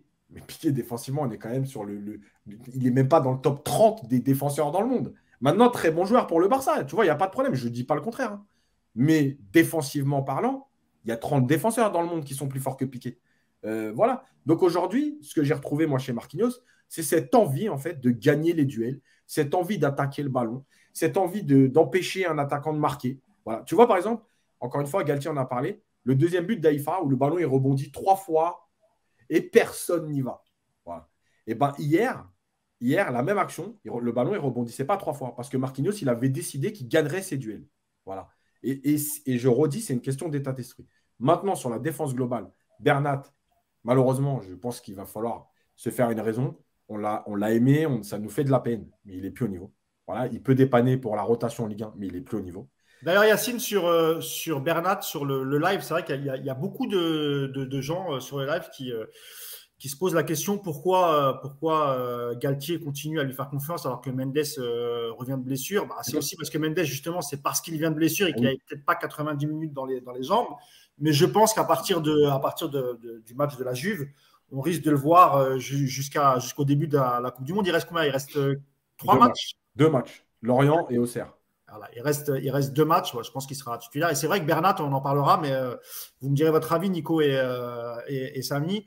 Mais il a perdu ce qu'on aimait chez lui. Il a perdu un peu sa vélocité. Alors, évidemment, il y a eu beaucoup d'opérations sur celle au Bayern, la rechute au PSG. Ouais, mais tu as l'impression que la dernière blessure, elle lui est fatale. Ouais, vas-y. Je voulais finir sur Ramos parce que, franchement, OK, il est invaincu avec le PSG, 31 matchs, tout ça. Mais il va falloir ouvrir le dossier Ramos. Je vous le dis tout de suite. Tu ne peux pas aller en 8e ou en quart avec ce Ramos-là. Voilà. Ou alors, il va falloir avoir une autre attitude autour. Mais ce Ramos-là, ce n'est pas possible parce qu'il est en retard sur beaucoup de duels. Voilà, maintenant, encore une fois, c'est vrai ce que dit Nico. On a la chance hier que la Juve, ils font un gros pressing, ils récupèrent beaucoup de ballons. Mais finalement, ils ont des situations, mais pas des occasions. Ils n'ont pas sur-sollicité Donnarumma. Mais dans un match, par exemple, le fameux Bayern-PSG de 2020, là, 2021, où tu es dominé, ce Ramos-là, il explose. Voilà, aujourd'hui, il faut se faire une raison. C'est triste, hein. Moi, il n'y a pas de problème. On a tous aimé plein de joueurs dans l'histoire, mais à un moment donné, quand c'est fini, c'est fini. Ouais, mais il n'y a rien qui te dit. Aujourd'hui, c'est juste que voilà, Presco n'était pas là. Il n'y a rien qui te dit que Ramos sera titulaire sur les gros matchs. Ah non, je ne dis pas ça. Je l'espère en tout cas. Mais... Ouais, moi, je pense pas. Hein. Moi, je pense que tu auras le choix de la raison et que si tu restes à 4, la charnière Presco-Marquinhos sera celle qui sera mise en place par le Paris Saint-Germain. Garde le ballon, Samy. Tu voulais peut-être aussi réagir sur Bernat avant qu'on passe à Donnarumma. Oui, sur Bernat, moi je rejoins l'état d'esprit. Tu l'as dit, que ce soit sur le chat ou ce que disait Yacine. C'est un joueur qu'on a apprécié. C'est vrai qu'il nous a fait plaisir sur son arrivée, sur sa façon de dédoubler sur le côté, sa façon de toujours lever la tête quand il faisait un centre et de voilà. Il a créé beaucoup de situations de ce type. Il a même été décisif lui-même parce qu'il prenait l'espace et il tirait lui-même. Maintenant, un joueur qui se fait 2 fois les croisés, on sait que c'est déjà une fois, c'est compliqué, il faut se réinventer. Une deuxième fois, surtout un joueur avec ces qualités-là, parce que c'est un joueur qui joue aussi sur sa vélocité, c'est un joueur rapide, c'est un joueur qui joue beaucoup aussi sur les petits appuis. Oui, moi je pense. Après, c'est le football, c'est triste, hein, on va pas le mettre à la cave, mais je pense que pour un retour au très haut niveau, et c'est vraiment dommageable parce que si vous vous rappelez bien, quand il vient au PSG, il est tellement bon qu'il est même rappelé en équipe d'Espagne qu'il n'avait pas vu depuis 2 ou 3 ans quand il était au Bayern. C'est que vraiment, il avait atteint un niveau, enfin, on n'est pas fou, c'est pas parce qu'il jouait sous le maillot du Paris Saint-Germain qu'on n'était pas objectif, c'était vraiment un niveau de très haute qualité et c'est d'autant plus dommageable et c'est d'autant plus frustrant parce que c'est un joueur qui, à 100% physiquement, moi je pense, aurait pu, dans un autre registre, contester ou concurrencer Nuno Mendes. Mais là, aujourd'hui, en l'état actuel, je pense qu'il n'y a plus de concurrence sur le côté gauche. Nicolas, si tu es là, si tu m'entends, si tu as toujours ta connexion, est-ce qu'il ne serait pas temps de rappeler le boulanger volant, notre ami Bakker, pour être la doublure de Nuno Mendes, hein? Je sais que tu penses quand même, au fond de toi, tu y penses, Nico, je le sais. Ouais, pas comme doublure, hein, par contre, comme titulaire. Pourquoi comme doublure? Non, mais après, on rigolait sur lui, mais toi, ça c'est un mec, au moins, il se bagarrait, quoi. Donc après, ouais, après c'est limité. Donc, non, mais on en a parlé tout à l'heure, c'est une question de mentalité. Ah, le screen est merveilleux. L'arrêt sur l'image de Nico est formidable. On l'a perdu. On va laisser le temps de revenir. En général, il revient assez vite, mais voilà, ça, tu vois, la connexion est lente comme Bernat. C'est un peu le même combat. Voilà, c'est un peu le bordel ce podcast. Hein. Il y a Yacine qui se casse. Ah, normal. Il y a Yacine chez lui. Il est parti chercher un chargeur au calme. Ouais. Donc, vas-y, Nico, si tu voulais finir. Non, c'est fini, c'est fini. Je ne veux pas parler de backer en plus. C'est pas longtemps. Ça donne On fera un podcast spécial. Alors, je te laisse le ballon sur Donnarumma. Je disais hier, Nico, et c'est vrai qu'on le voit un peu depuis le début de saison, et même en fin de saison dernière, hein, il y a une certaine fébrilité qui se dégage de Donnarumma, notamment sur quelques sorties de balles hier où il a fait un peu peur. Qu'est-ce que tu en penses, toi, Nico, de Donnarumma? Est-ce qu'il y a pas un regret finalement de ne pas avoir plus donné ou de les avoir plus mis en concurrence avec Navas, même si effectivement, on va dire qu'on est contradictoire parce qu'on était plus ou moins tous d'accord pour laisser la chance à Donnarumma parce que c'était un jeune gardien et qui venait aussi de gagner la Coupe d'Europe. Déjà, je ne suis pas sûr que Navas soit capable de jouer beaucoup de matchs parce que physiquement, j'ai l'impression que ça pète de partout. Il a un problème au dos, effectivement. Ouais. On est ensemble. Première chose. Après, non, Donnarumma, c'est un jeune gardien. On voit beaucoup d'erreurs, on voit beaucoup d'hésitations. C'est vrai qu'il ne transpire pas la sérénité depuis le début de la saison. Maintenant, écoute, on va faire la saison avec lui. Je pense qu'il ne faut pas imaginer un changement dans la cage d'ici les grands rendez-vous du printemps. Donc, écoute, hier, il n'est pas exceptionnel, il n'est pas non plus catastrophique, mais on est encore loin. Enfin, on en a déjà parlé. Je trouve qu'il prend moins de place dans la cage que ce qu'il prenait en arrivant au PSG. Ses premiers matchs, ses premiers mois à Paris, je trouve qu'on avait un gardien très impressionnant dans la gestuelle, dans les positions, dans les attitudes. Depuis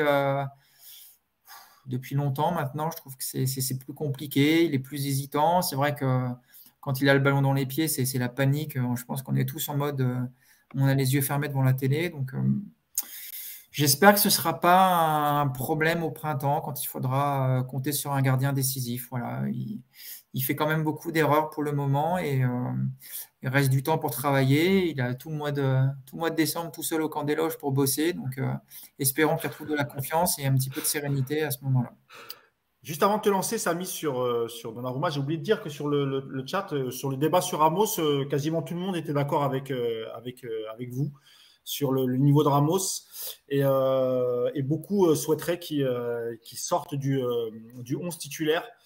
Et alors soit pour Danilo, soit pour Kimpembe. Voilà, j'avais oublié de le noter. D'ailleurs, Samy, sur Donnarumma, je ne sais pas si sur le but de Bonucci, il touche un peu quand Cuadrado la remet, est-ce qu'il la touche pas un petit peu quand même, Donnarumma? Si, il la touche. Il la touche. Si, après il est bon pour sauter. Je trouve qu'il fait de très belles photos. Je pense qu'il est très apprécié des photographes sur le terrain parce que même quand le tirer à côté, il plonge et il fait des bons plongeons. Et comme il est grand, on a vraiment l'impression de voir une grosse. Alors ça, Samy, c'est une première. Hein. C'est le premier argument qu'on sort comme ça. Ah bah, franchement, quand on parle de notre ami Donnarumma, faut essayer de trouver les bons arguments parce que sincèrement, moi je pense qu'il nous a mis une grosse douille à nous tous parce qu'on a tous vu l'Euro. On était tous contents, plus ou moins, parce que quand même c'était un gardien, 22 ans, meilleur joueur de l'Euro, quel homme, on allait avoir enfin le prochain gardien du Paris Saint-Germain pour les 10 prochaines années.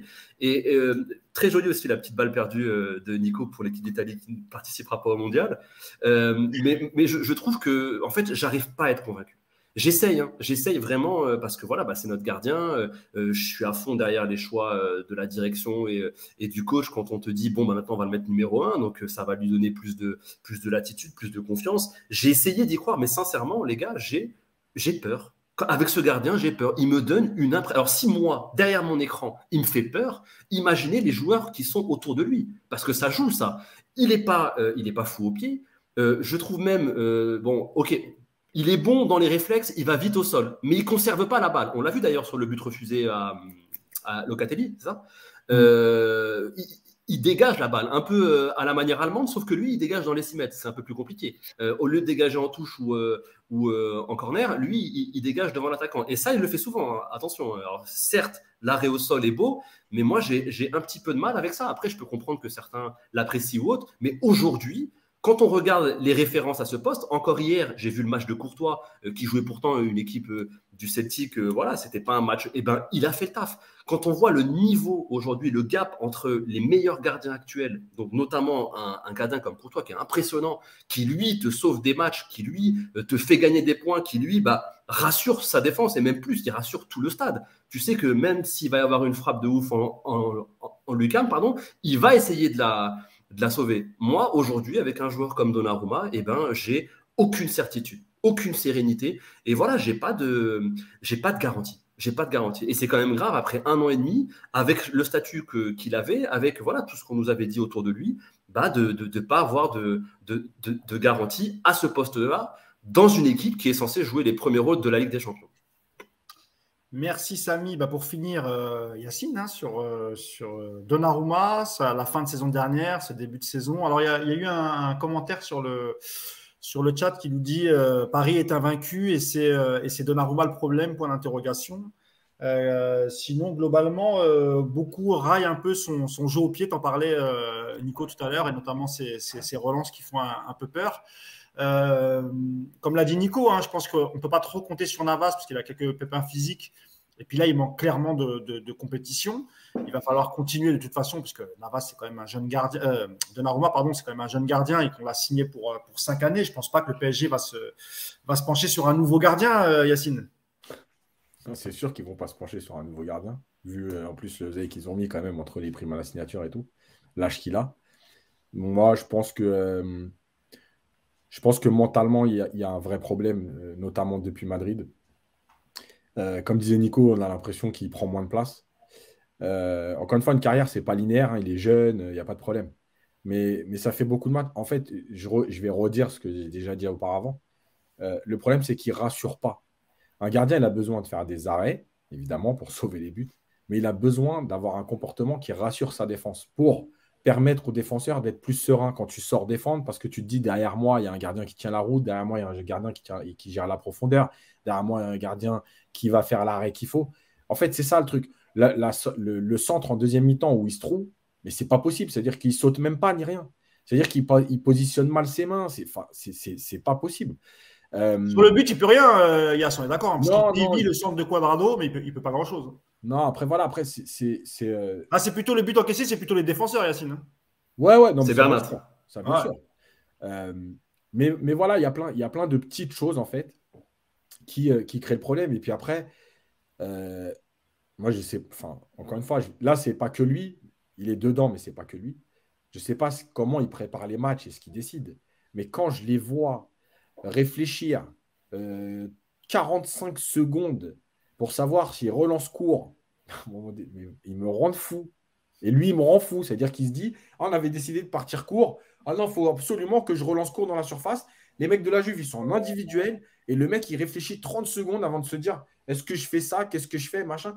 Et en plus, le PSG, ils viennent comme ça. Ils attirent. Mais en fait, il ne se passe rien derrière. C'est-à-dire que même sur les allonges, où ils ont essayé 1 ou 2 fois sur Ruiz, parce qu'une fois que Ruiz est sorti, ça ne sert à rien d'allonger. De toute façon, Mbappé, il ne va dans aucun duel, donc ce n'est pas la peine. Et ils allongent, mais en fait, il ne se passe rien. Si tu allonges, c'est pour qu'il y ait un joueur qui garde le ballon et que tes milieux ou tes latéraux viennent tout de suite proposer sur ce deuxième ballon. On ne propose même pas. Non, mais moi, je pense qu'il y a trop de choses qui ne vont pas. Mais pour terminer sur Donnarumma, je répète, moi, le vrai problème, c'est qu'il ne rassure pas. Il ne fait pas de toile, tu vois. Il ne coûte pas de match, mais il ne rassure pas. Après, il a un point positif parce que bon, c'est dur de le. Mais même si c'est pas un point sportif, je trouve que lui, il est dans l'esprit du Paris Saint-Germain. C'est une des recrues qui, pour moi, est le plus intégré. Je parle dans son attitude, dans sa façon de faire durant les matchs, après les matchs, sa relation avec les supporters. Et ça c'est quelque chose aussi qui peut rassurer. Mais on va essayer de trouver des points positifs quand même pour notre ami Donnarumma parce que là, il a pris sa part et je pense qu'il va mal dormir ce soir. Mais pour ça, au moins, ça peut être une base. Ça peut être une base parce qu'en tout cas, moi, je trouve, je ne sais pas pour vous, vous me direz, je trouve qu'il donne l'impression d'avoir compris le club et d'apprécier réellement et sincèrement le club comparé à d'autres recrues qui semblent être juste là de passage, tu vois. Lui, pour moi, j'ai l'impression qu'il a un petit peu intégré ça et que ce soit dans l'effectif, dans sa relation avec ses partenaires, dans tout ça, il y a quelque chose qui se dégage. Donc après les belles photos, c'est la relation aux supporters. Mais pourquoi pas, Samy? On essaie de trouver des trucs pour... Ouais. Tu as tout à fait raison. Avant qu'on passe au débat sur la première, deuxième place, est-ce que le PSG a suffisamment fait? Est-ce que c'est le match d'hier qui nous met à cette deuxième place? Est-ce que c'est cette campagne globale? Je voulais juste qu'on dise un mot, parce qu'on a parlé brièvement tout à l'heure, un mot sur Carlos Soler qui avait l'opportunité un peu d'enchaîner les matchs, avoir du temps de jeu et pourquoi pas briller. Alors il avait été pas mal contre 3. Il était rentré en jeu aussi en Ligue des Champions. Et aujourd'hui, hier soir, il était titulaire. malheureusement titulaire, mais c'est comme si on jouait un peu à 10 hier, parce qu'on l'a vraiment très très peu vu, un peu fantomatique. Je profite de la présence de Nicolas pour lui demander son avis sur le match de Carlos Soler hier, Nico. Alors déjà, je suis toujours là. Je rappelle, c'est ma caméra qui saute, mais je vous entends à chaque fois et je pense que je peux même parler. Ceci étant dit, Casper Soler, je ne sais pas, je ne peux rien te dire, je ne l'ai pas vu. Ouais, c'est ça le problème. Ouais. Je ne vois pas ce que tu veux que je te dise sur lui. Je n'ai pas vu du match. Je l'ai aperçu de temps en temps cavaler à droite à gauche. Si, je l'ai vu descendre du bus avec les joueurs dans les couloirs de la Juve. Et puis après, je l'ai vu sur le banc. Donc voilà, qu'est-ce que tu veux le juger? Il n'a pas joué. Au moins, ça coupe les cheveux. Je ne sais pas, sont dégradés. Est-ce que les contours étaient bien faits? Voilà, dis-nous quelque chose, je ne sais pas. Écoute, même ça, je n'ai pas vu. Je ne peux même pas t'en parler. Mais c'est vrai, tu as raison, Nico. Je vous lance juste pour être sérieux, ce qui est sûr, c'est que ce n'est pas Soler le remplaçant de Neymar naturel. Il faut arrêter de se dire Neymar n'étant pas là, je vais mettre Soler, on va garder le même dispositif et on va essayer de jouer de la même manière. Tu ne peux pas avoir ce raisonnement. Je pense que dans la tête de Galtier, c'est peut-être un petit peu ce qui s'est produit. Il s'est dit tiens, on va tester. Bon, je ne dis pas que c'est un mauvais joueur et qu'il ne s'imposera jamais au PSG, mais actuellement, tu ne peux pas compter sur lui dans un rôle à la Neymar. Voilà, il y a Bugdev qui demande sur le live c'est quoi son poste à Soler en vrai? Je ne sais pas si Samy veut répondre ou Yacine. Il jouait en fait à Valence, dans le système de Valence, il jouait soit en 10 pur, soit sur le côté gauche, on va dire milieu ailier gauche. Donc voilà, c'est un milieu offensif plus quoi. Mais c'est un joueur qui parfois à Valence avait les clés du jeu. Donc il peut très bien jouer sur le côté gauche ou jouer dans le cœur du jeu. Parce que du coup, comme il remplaçait Neymar, effectivement, c'était un peu son poste. Il a parfois pris ce poste. Ouais. Il a tenu ce rôle, notamment sur ses premiers matchs avec Valence sur le début de saison, juste avant de venir chez nous. Il a évolué plusieurs fois en tant que numéro 10, même durant les matchs de prépa et même la saison dernière. Donc normalement, c'est un joueur qui a les capacités de tenir ce poste. Ouais, mais pas numéro 10 avec deux attaquants. Non, avec un attaquant, exactement. Oui, c'est ça la différence. Et le problème, c'est que Galtier, encore une fois, super constat en conférence de presse. Il te dit, c'est compliqué, je ne l'utilise pas à son vrai poste. En fait, à un moment donné, alors soit tu l'utilises à son vrai poste, soit tu ne l'utilises pas, mais viens pas à chaque fois qu'un mec nous sort une prestation bidon, nous expliquer que c'est à cause de toi et que tu l'utilises pas à son bon poste. Une fois, c'était Mukiele, maintenant c'est Soler. C'est quoi En fait, tous les ans, on va redire, c'est quoi le travail de l'entraîneur dans cette équipe? J'utilise pas les joueurs au bon poste. Je choisis pas les bons systèmes. Après, il faut que je trouve un système pour mettre Mbappé dans les meilleures conditions. Après, il faut que je trouve un système pour que Mbappé soit dans les meilleures conditions, mais Messi aussi. Après, Neymar est absent, je mets Soler, mais ce n'est pas le rôle qui lui convient parce que Soler, je redis, pour ceux qui regardent les matchs, numéro 10 derrière un attaquant, ce n'est pas du tout la même chose que numéro 10 derrière deux attaquants. Bref, en fait, Alors, voilà, la conclusion, c'est que Soler, il n'est pas mis dans les bonnes dispositions. Et en plus, il n'est pas bon. Voilà. Donc les deux additionnés, ça donne ce qu'on a vu hier, c'est-à-dire que 68 minutes, je regardais les stats, 68 minutes de jeu, 25 ballons touchés. Il a joué dans le rôle de Neymar. Neymar, à peu près à la 68e, il est environ entre 75 et 85-90 ballons. Bon voilà, tu as tout dit de sa prestation. Qu'est-ce que tu veux que je te dise de plus? Un dernier mot, messieurs, avant qu'on passe au dernier débat. Justement, ça concerne un peu l'attaque. On ne va pas parler d'Mbappé et Messi, puisque voilà, Mbappé a mis un super but, tu l'as dit, Yacine, tout à l'heure, avec une belle passe décisive. Mais en dehors de ça, effectivement, ce n'était pas non plus un match de ouf, mais il a eu le mérite de peser sur le résultat du score. Par contre, est-ce que vous avez peut-être un regret? Est-ce qu'à la place, vous n'aurez peut-être pas préféré peut-être un autre système de jeu avec Ekitike en pointe à la place de Carlos Soler, non pas en pointe, mais je veux dire en changeant de système et donner une chance à Ekitike. Nico? Non, mais oui, bien sûr. Après le match, quand tu vois la perf de Soler, évidemment que oui.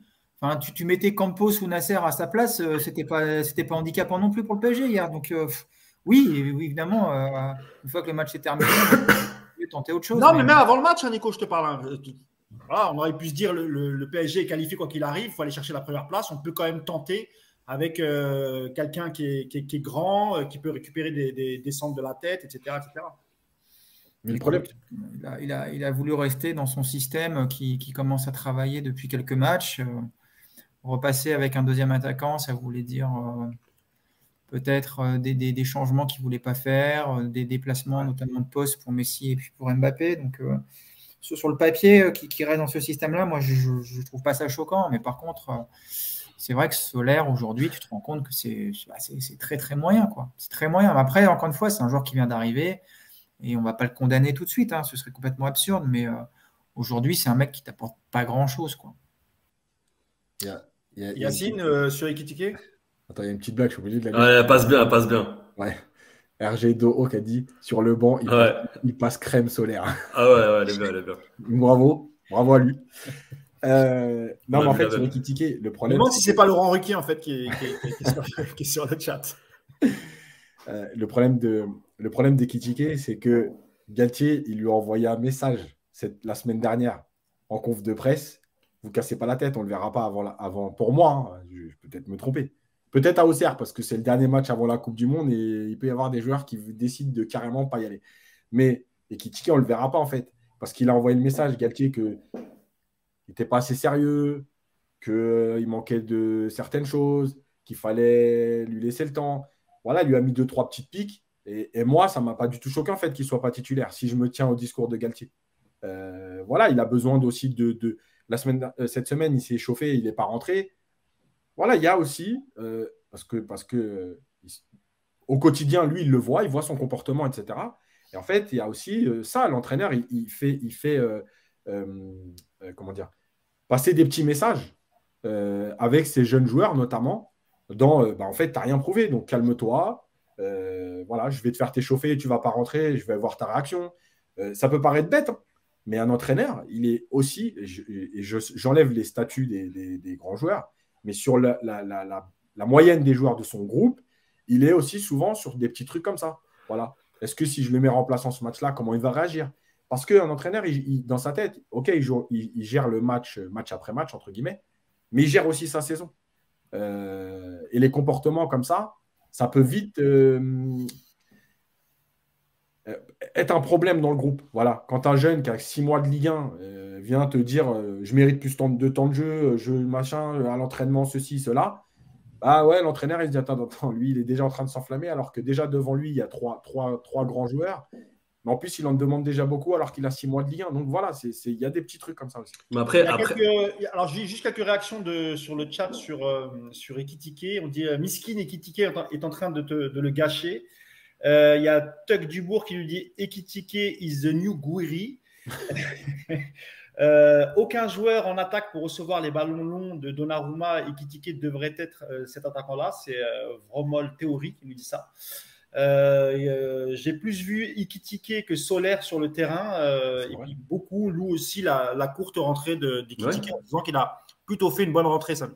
Ouais, vous savez que je crois en son potentiel. Moi, je pense que ce que dit Yacine est vrai. Je pense que Galtier est en train de faire un boulot avec Ekitike et que le déclic devrait arriver dans le courant de la saison, hein, peut-être même à la reprise post-Coupe du Monde ou même sur les dernières rencontres. Je pense que c'est un jeune joueur, qu'il a du potentiel. Hier, je suis d'accord que pour moi, il fait une belle rentrée. C'est compliqué parce que, en tout cas, dans l'attitude, dans la justesse technique, c'était mieux que ce qu'on a pu voir auparavant. Et je pense que vraiment, Galtier, il est en train de travailler avec ce jeune joueur. Galtier, c'est un joueur aussi, un entraîneur, pardon, qui a aussi souvent donné sa chance à certains jeunes, qui n'a pas peur aussi parfois de durcir le ton pour façonner. C'est un joueur encore peut-être qui était encore un peu tendre quand tu quittes. En plus, il est né à Reims, hein, c'est pas un Parisien. Ekitike, il faut bien le rappeler, ça aussi. Hein. Quand tu quittes Reims, après, tu dis 6 mois, t'es un peu méchant, Yacine, il a fait une bonne saison, c'est un an de Ligue 1. C'est toujours un peu compliqué. Et quand tu arrives dans une équipe avec ce genre de stars, c'est autre chose. Hein. Quand tu passes de El Bilal Touré à Neymar ou Messi, c'est pas la même chose. Et je pense que voilà, il faut prendre son temps avec ce genre de joueur. Mais je suis convaincu parce que dans le potentiel, il a quelque chose. Il a quelque chose qu'il a montré avec Reims. Et même sur certaines de ses apparitions, même si c'est pas fou non plus ce qu'il a montré avec le Paris Saint-Germain, tu sens que voilà, qu'il a du talent et que c'est un joueur sur lequel il faut raconter au sein du PSG.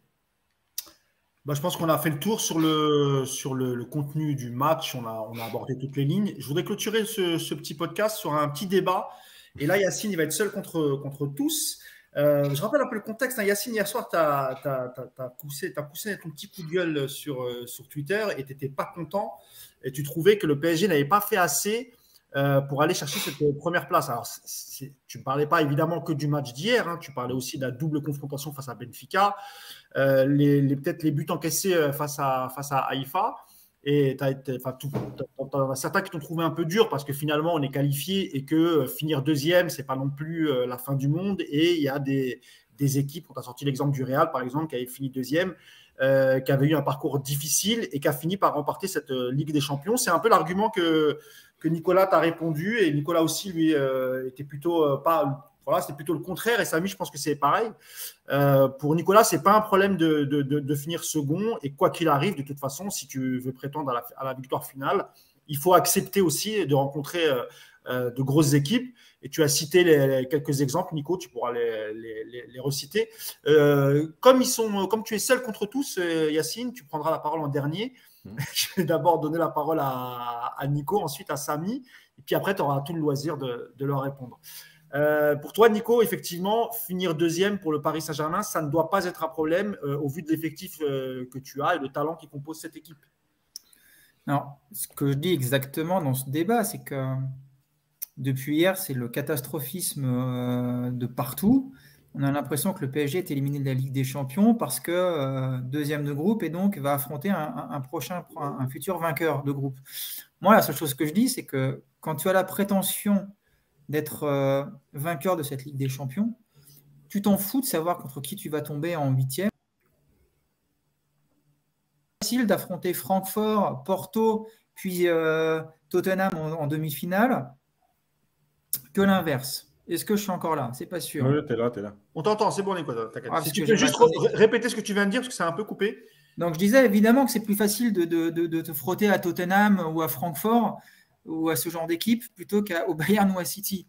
Mais de toute façon, il faudra aller jouer ces équipes-là. Si tu n'es pas capable de les battre en quart ou en huitième, tu ne seras pas non plus capable de les battre en demi ou en finale.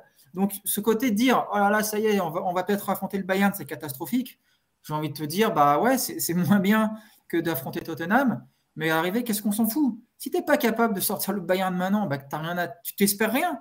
Moi, battre Francfort en huitième et me faire ensuite humilier par City en quart, je ne prendrais pas plus de plaisir dans ma saison, ce serait une saison ratée pareille. Aller même en demi-finale en ayant sorti deux équipes faibles et puis se prendre une douille ensuite contre le Bayern en demi, bah moi je ne vous dirais pas c'est une super saison réussie. Donc ouais, effectivement, on aurait tous préféré être premier. Maintenant, bah, écoute, tu vas jouer qui on te donne et puis voilà, tu la fermes, tu te mets au boulot, tu pars au combat et puis si tu as le niveau, tu vas les battre. L'an dernier, on était tous à dire pire tirage du monde, le Real Madrid. Le Real, on les surdomine au match aller, on les surdomine pendant 1 heure au retour. Le problème, c'est qu'on a une équipe de dépressifs avec le mental d'une équipe de foot, d'un centre hospitalier pour grande dépression. Donc effectivement, dès que ça se complique, on est incapable de tenir la route. Mais à l'arrivée, le Real, on avait largement les moyens de les battre. Le PSG peut battre le Bayern, le PSG peut battre City. Alors sur ce qu'on voit en ce moment, je suis d'accord, ça va être très compliqué parce que Paris joue mal. Mais si tu dois aller gagner la Ligue des Champions, de toute façon, il faudra te les coltiner, ces équipes-là. Bon, écoute, si c'est en huitième ou si c'est en quart, moi, je ne vois pas la différence. Tu n'es pas capable de les battre en huitième, de toute façon, tu ne les battras pas non plus après. Donc, si on nous donne City maintenant, moi, je suis content de prendre City et puis montrez-nous ce que vous êtes capable de faire, quoi. Donc, un peu comme ton ami Jacques-Henri Hérault, tu conseilles à Yacine d'aller boire une tisane, si je comprends bien, Nicolas. Tisane au CBD. C'est marrant de lancer des trucs comme ça, parce qu'après, ça met des sales rumeurs sur Internet. C'est pas mon ami, hein. C'est mon ancien boss, c'est pas pareil. Mais il m'a appelé hier, en tout cas, pour prendre de mes nouvelles. Ce n'est pas mon ami. Par contre, alors Nico, juste parce que comme après, je donnerai la parole à Samy, Yacine avait appuyé sur le fait aussi que c'était très important d'avoir le match retour à domicile. Est-ce que aussi… Mais non, alors mets-toi, on laisse… United en 2019, le match retour, c'était où? Rappelez-moi. Là. Ça vous empêchait de prendre une douille ou pas? Donc, franchement, le PSG aujourd'hui, il n'y a aucune vérité en fait dans les tirages au sort. Il y a aucune. Alors, ce matin, j'ai expliqué que j'ai montré les adversaires. J'ai rappelé. Alors, tout le monde parle du parcours du Real Madrid de l'an dernier, mais depuis 10 ans, il y a un paquet d'équipes qui se sont mangées des gros parcours dès les huitièmes. Le Bayern, le Barça, le Real 2 fois. Donc, c'est pas une vérité aujourd'hui. Il n'y a pas de vérité en fait. Rappelez-vous, je ne me rappelle plus de l'année où on finit premier de la poule contre le Bayern. Je ne sais plus quelle année. C'était 2018, je crois, justement. C'était avec Unai Emery, oui. C'était On finit premier de la poule, on se bouffe le Real en 8e, le Bayern 2e, Beşiktaş. Tu vois, donc il n'y a pas de vérité. Ah bah, il a disparu. Bah, c'est pas grave. Bon, je vais te donner la parole, Samy. Pareil, hein, sur tout ce que je viens de dire. Est-ce que c'est un atout, est-ce que c'est un désavantage finalement de finir second? Est-ce que le fait de ne pas pouvoir recevoir au match retour, c'est un problème? Avant de te lancer la parole, je vais voir s'il y a quelques commentaires sur le chat. Il y a Rick Deneau qui dit perso, c'est pas une question de tirage. Ce qui me dérange, c'est d'être deuxième derrière Benfica. Qu'est-ce qu'on a d'autre? C'est surtout pour finir le plus haut possible qu'on est dégoûté. Il y a Fratzello qui lui dit au final, il n'y a que les émotions qui comptent. Oui. En fait, c'est parce qu'il y a un autre message avant où il explique que quand on va en finale, on bat l'Atalanta en quart, oui. et on était quand même content. On n'avait rien à foutre. Oui, d'accord, c'est pour ça que je ne comprenais pas trop le. Ouais, c'est bon. Vas-y, Samy. Oui, bah, moi je rejoins notre ami Nico hein, sur ce débat. Après, je suis d'accord aussi avec. Je suis pas non plus d'accord avec la phrase de oui, il faut battre les meilleurs pour arriver au bout. Si on peut, moi ça me va. Hein, si on peut jouer les équipes les plus faibles et arriver jusqu'au bout, ça me va aussi. Hein. Du moment qu'on soulève la coupe, pour moi c'est le principal. Après, je suis pas d'accord sur le fait que terminer premier, ça, et surtout avec le nouveau principe, parce qu'il me semble qu'en quart de finale c'est un tirage au sort intégral. Ouais, toujours. Ouais, donc en fait, c'est que sur le huitième de finale où ce tirage au sort a une réelle importance. On est bien d'accord sur ça. Ensuite, sur le reste du parcours, tu peux très bien ensuite choper en quart une équipe un peu plus à ta portée, jouer le match retour à domicile, et ça, c'est une réalité. Donc en fait, on est en train juste de parler du huitième de finale. On a déjà vu avec le Paris Saint-Germain, quand on finissait premier ou quand on jouait des équipes plus faibles, je vous rappelle Valence, je vous rappelle le Bayer Leverkusen avec le super but de Yohan Cabaye, c'est une autre époque hein, maintenant. On a l'impression que c'était il y a longtemps, mais c'était il y a que quelques années. Il me semble que le match d'après, on s'était pas qualifié non plus. Donc, il n'y a pas de vérité. Il n'y a pas de vérité. Après, je peux comprendre que sur l'historique des dernières rencontres du PSG, quand on se déplaçait sur le deuxième match à l'extérieur, ça s'est pas très bien passé. Mais après, c'est des choses cycliques dans le football. Et justement, à un moment donné, ça tombe, ça change, ça tourne. Et pourquoi pas cette année-là, tu vois ? Donc, c'est là où j'ai un peu de mal à sombrer dans le pessimisme et me dire que parce que le Paris Saint-Germain est deuxième aujourd'hui de ce groupe H, eh ben forcément, ça va être compliqué pour la suite de la compétition. Moi, je suis pas d'accord. Je peux pas être d'accord avec ça parce qu'il n'y a pas de vérité dans ce tirage au sort et encore moins en Ligue des Champions une fois qu'on arrive dans les matchs à élimination directe où tout change. Donc, pour le coup, je suis vraiment d'accord avec Nico et j'ai hâte d'entendre la défense de Yacine. On rappelle évidemment que le PSG ne pourra pas retomber sur Benfica, qui lui a fini premier de son groupe, mais qui a peut-être aussi plus de chances de tomber sur un club anglais, que ce soit City ou Tottenham. Bon, si c'est Tottenham, c'est plutôt bien. Ce sera plutôt pas mal. Yacine, tu es seul contre tous, en tout cas seul contre Nico et Samy. Et toi, tu n'en démords pas. Hein. Pour toi, ne pas recevoir, par exemple, lors du huitième de finale, ne pas recevoir lors de ce match-là, ça va être un problème pour le PSG. Tu as des exemples à donner là-dessus. Et surtout, tu estimes que le PSG, quoi qu'il arrive, n'a pas tout fait, n'a pas tout donné, notamment lors de la double confrontation contre Benfica, qui était la plus difficile finalement, bien plus que la Juve et Haïfa. Juste Yass, juste avant que tu commences, Mousse, je répète, on ne dit pas que le PSG soit deuxième, c'est bien, et que c'est super battu Benfica. On dit juste que maintenant que tu es deuxième, tu vas prendre un premier de groupe et ça se trouve, tu vas te manger Tottenham, tu seras ravi. Après, si tu as le Bayern, tu feras la gueule. Mais ce que je veux dire, c'est que voilà, c'est fait, le tirage, il est là. Et le Bayern, tu vas de toute façon le croiser au bout d'un moment. Donc, si tu n'es pas capable de battre le Bayern aujourd'hui, eh ben, en fait, tu n'as même pas besoin de chialer sur la première ou la deuxième place. C'est que tu ne fais pas gagner la Ligue des Champions.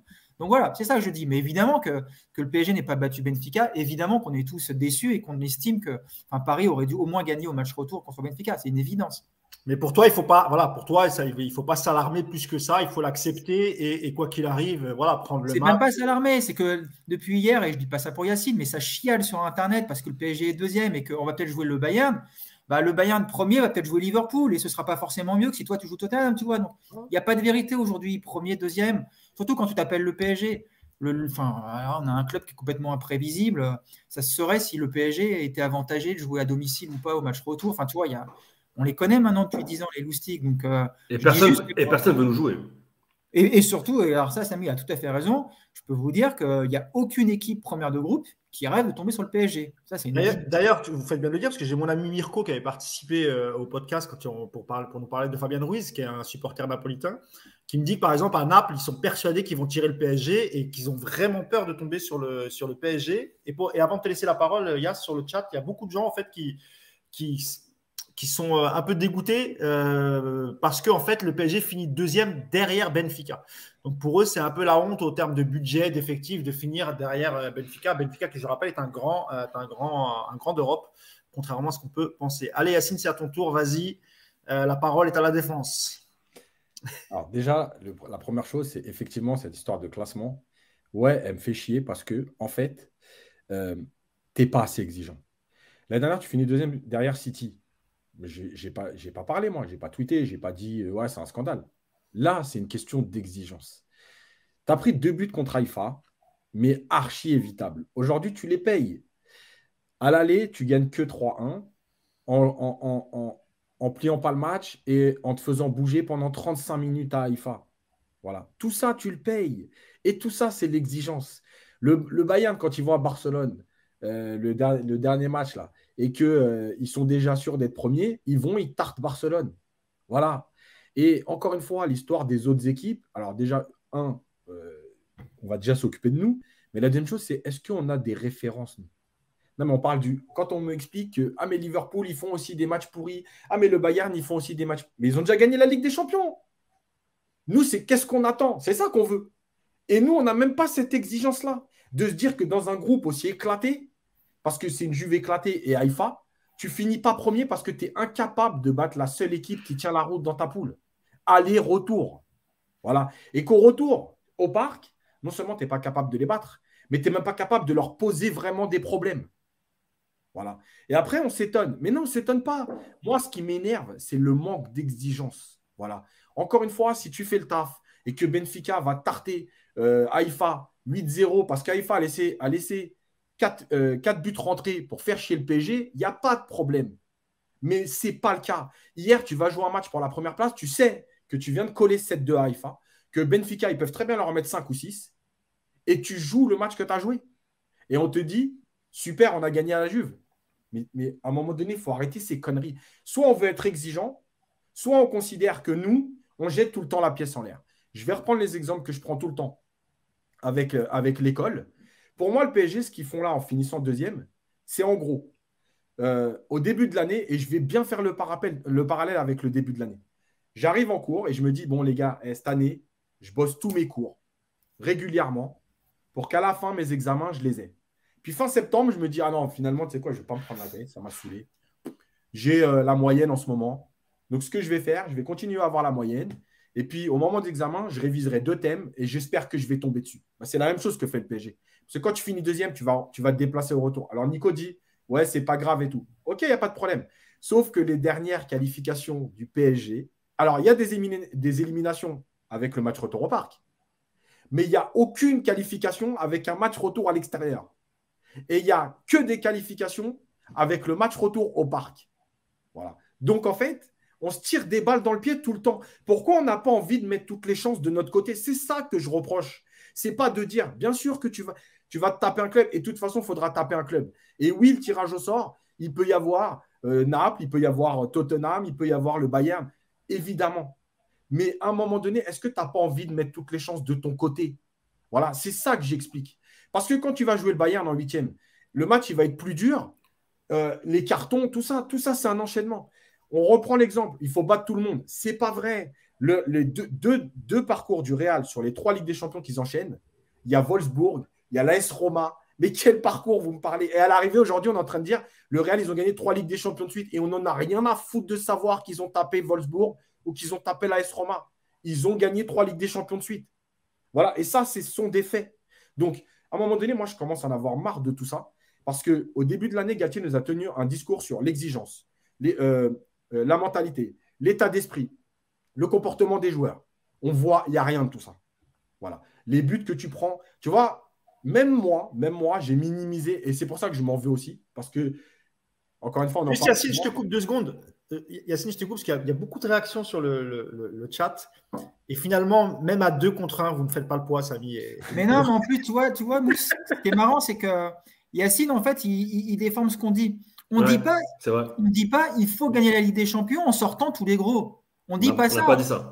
Non. On dit juste que là, les mecs chialent parce qu'on va peut-être tomber sur le Bayern. Et bah putain, si tu tombes sur le Bayern et que tu as peur de les jouer, que tu n'es pas capable de les battre, c'est que la Ligue des Champions, tu ne peux pas la gagner. Point. Tu n'as même pas à te poser de questions. Et puis Aujourd'hui, tu es le PSG. Tu as la prétention d'être la meilleure équipe d'Europe.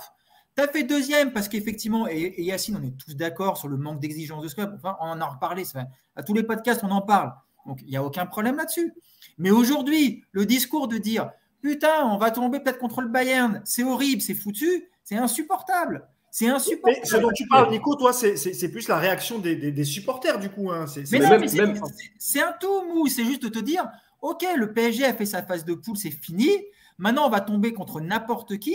Si on commence à se dire, putain, merde, c'est le Bayern, ça va être dur, ça aurait été mieux Francfort, et ben, c'est quoi cette mentalité, putain ok, on va jouer peut-être le Bayern parce qu'on n'a pas été exigeant. Et après, on n'est pas capable, nous, de battre le Bayern. Bon, bah, arrêtons la Ligue des Champions maintenant, les mecs. Qu'est-ce qu'on va s'emmerder? Vous voulez aller en quart de finale pour prendre une douille et vous aurez dit, ah ouais, mais on a battu une petite équipe en 8e, donc on est content. Mais ce sera la même. Va en demi après avoir battu Francfort et Tottenham, ça change quoi? Si à l'arrivée, tu te prends une branlée contre City, c'est que tu n'avais pas le niveau. Moi, je m'en fous d'aller en demi-finale. Moi, quand on se fait éliminer en demi contre Manchester City il y a 2 ans, je ne suis pas à te dire, ouais, la Ligue des Champions, elle est réussie, on était en demi. On a pris une énorme branlée en demi, on n'a pas touché le ballon. On n'a rien vu. Mais justement, le truc, c'est qu'à un moment donné. Attends, Yacine, alors, avant que tu finisses, Yacine, je laisse voir à Samy qui lui aussi voulait rebondir.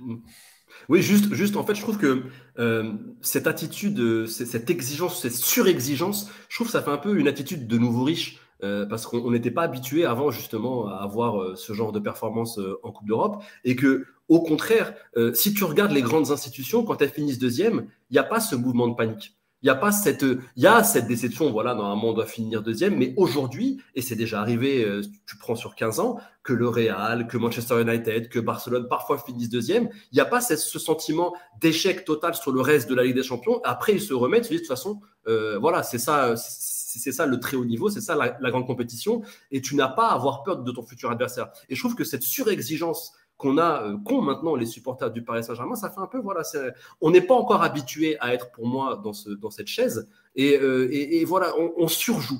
Moi, je trouve qu'on surjoue et qu'on se dit qu'on doit être super exigeant, que c'est pas normal qu'il faut qu'on finisse deuxième, que si, que ça. Moi, j'ai un petit peu de mal avec cette vision des choses. Parce qu'aujourd'hui, tu regardes par exemple, à Liverpool, aujourd'hui, il n'y a pas eu ça. Ils ne sont pas en train de dire que c'est la fin du monde. Que c'est la fin du monde. Oui, mais non, tu ne veux pas me dire qu'ils ont gagné, donc ils ont le droit d'être là. Mais non, c'est aussi des grands clubs aujourd'hui. Moi, je vois comment Liverpool gère cette deuxième place. Et ben, je rêverais que nous aussi, on ait cette même sérénité. C'est tout. Alors, juste avant que tu répondes, Yacine, et avant que tu n'exploses, juste dire aussi qu'il y a aussi des gens qui sont d'accord avec toi, Nico, hein, qui pensent qu'il faut passer à autre chose et qu'il ne faut pas se lamenter sur son sort et qu'effectivement, si tu dois tomber sur le Bayern, eh ben, tu travailles ton match, tu prends l'adversaire qu'on te donne. Et puis après, c'est sur le terrain que ça va jouer. Si tu es éliminé, c'est que tu n'avais pas le niveau que le Bayern ne méritait. Et puis si tu passes, c'est que finalement, voilà, personne n'est imbattable. Et je rappelle d'ailleurs que en tout cas en phase de poule et même en match à émission directe, hein, le PSG a déjà éliminé des grosses équipes. Donc, rien d'impossible. Mais je redonne ma parole à Maître Ahmed qui va continuer son réquisitoire. Vas-y, Yass. Oui, parce que en fait, le truc, c'est que ces clubs-là, ils ne peuvent pas paniquer puisqu'ils ont des certitudes et des références qu'on n'a pas. Donc, c'est logique que pour eux, c'est juste la phase de groupe, c'est une formalité. C'est-à-dire qu'il faut y aller. Ils vont finir premier, deuxième, ils s'en foutent parce qu'ils ont des certitudes qu'ils ont gagnées sur les 10 dernières années. Ils ont pris des Ligues des Champions. Nous, on court après. Donc, et en plus, on a une histoire qui nous prouve que. C'est-à-dire que c'est pas juste, me dites pas les stats et tout. Il y a quand même une histoire qui existe. Et le groupe, il n'a pas été modifié. Aujourd'hui, Liverpool, quand Klopp, il finit deuxième, mais avec presque le même groupe qu'il a commencé à renouveler, il y a 4 ans, il gagnait la Ligue des Champions. Donc, c'est logique qu'il sait qu'il a des certitudes. On n'a pas de certitude, nous. Nous, on a la certitude que quand il y a un match qui arrive et qu'il y a un temps faible, on se chie dessus. Mais ça, c'est la seule certitude qu'on a. Voilà. Le match aller contre le Real l'année dernière, on peut le reprendre dans tous les sens. Moi, j'avais fait une minute coach. tu es au-dessus du Real. Le Real ne joue pas et tu finis avec un 0 à la 92e. Tu n'es pas tueur, tu n'as pas parce que tu n'es jamais exigeant. Quand tu viens et tu dis à Turin, ouais, mais soyez déjà content qu'on ait gagné 2-1. Eh ben non, parce que l'exigence de tuer ce Turin-là, de le fracasser parce que tu es au-dessus normalement, parce que tu es vraiment au-dessus normalement, parce que ce Turin-là est à la rue, c'est ça l'exigence. Je répète, le Bayern, ils sont allés à Barcelone, ils leur ont mis 3-0 en marchant, ils les ont tartés. En gros, nous, on vient vous terminer. Il n'y a pas de pitié. Il n'y a pas 1-0 pour dire, bon, juste la première place. Voilà, c'est tout. Encore une fois, l'exigence. C'est trop facile de dire, on est en surexigence. On n'est même pas en surexigence. Parce que la preuve, c'est qu'aujourd'hui, ben non, parce qu'aujourd'hui, on se contente même de ce qu'on a. Tu vois, la preuve, samedi dernier, j'ai même dit, moi, après 3, bon, bah, c'est bien, il y a du spectacle. Alors qu'en vrai, au fond de moi, j'ai envie de le dire. Prendre 3 buts contre 3, se prendre des transitions contre 3, ça me rend ouf. Voilà, ça me rend ouf. Donc, en fait, à l'arrivée, on n'a que ce qu'on mérite. Et au mois de mars, quand on chialera, évidemment, quand Nico le dit, bien sûr que si tu tires le Bayern, mais moi, le premier, je ne vais pas dire bon, ça y est, c'est fini, c'est pas la peine d'y aller, on est éliminé. Je dis juste que tu n'as pas mis toutes les conditions pour te mettre bien et qu'il ne faudra pas le regretter. Voilà. Quand tu es exigeant tout le temps, tu es exigeant tout le temps, pas juste le match du Bayern. D'un coup, ils vont se devenir exigeants. Et je termine là-dessus, Mousse, sur l'exemple que je prends souvent. L'exigence, c'est quoi? Je vais courir un 10 km. Si je le fais en 65 minutes tous les jours, demain, on me propose une course. Je ne vais pas me réveiller et dire hey, aujourd'hui, je vais faire 35 minutes, les gars, regardez bien. Ben non, ce n'est pas vrai. Parce que ça fait 1 an que je fais 65 minutes au 10 km. Donc, si tu veux courir le 10 km en 35 minutes, tu t'entraînes et tu te prépares pour courir le 10 km en 35 minutes. Tu te fais des séances toutes les semaines et tu es exigeant avec ce que tu prépares. Voilà. Tu ne te prépares pas, tu t'en fous de prendre 2 buts contre Haïfa, tu t'en fous de prendre 3 buts contre machin, tu t'en fous de prendre 5 buts là, tu t'en fous de ne pas jouer contre Benfica et de les recevoir en chaussons et de te dire ça va tout le monde, on est tous qualifiés, allez, super, merci les gars. Eh bien, tu le payes. Et tous les ans, on le paye. Voilà. On est en novembre, hein. C'est pas encore joué. Ouais. Parce que là j'écoutais, j'étais dedans, je me croyais en mars, pardon, désolé.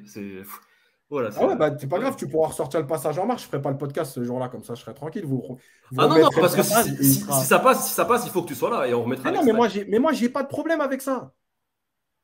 Tu vois, j'ai pas de problème avec ça. Le truc, en plus, tu vois ce que tu viens de dire, c'est exactement un mec sur Twitter, il m'a dit faudra pas oublier. Mais quel oublier quoi? Oublier quoi en fait? J'ai dit qu'on était éliminé. J'ai dit que tu n'as pas fait tout ce qu'il fallait et que tous les ans, le résultat, c'est souvent le même. Donc, il ne faudra pas venir pleurer. Voilà, c'est tout ce que j'ai dit. Alors, Samy, je vais quand même défendre Yacine quand même, parce que sur ce qu'il dit, c'est vrai. Il ne dit pas que maintenant, on finit deuxième, c'est sûr qu'on va se faire éliminer en huitième. Lui, ce qu'il dit, c'est qu'il y a un manque d'exigence et que le PSG n'a pas tout fait pour être premier. Ça ne veut pas dire que si le PSG passe en huitième de finale, que Yacine avait tort, parce que de toute façon, sur le contenu des matchs, et je pense qu'on est tous d'accord sur cette campagne de Ligue des Champions, et notamment encore, je le répète, face à l'adversaire le plus difficile qui était le Benfica, on n'a pas tout fait et le contenu n'était pas tout le temps génial. C'est là-dessus. Après, moi, je peux rejoindre aussi vos positions, Samy et Nico. Hein.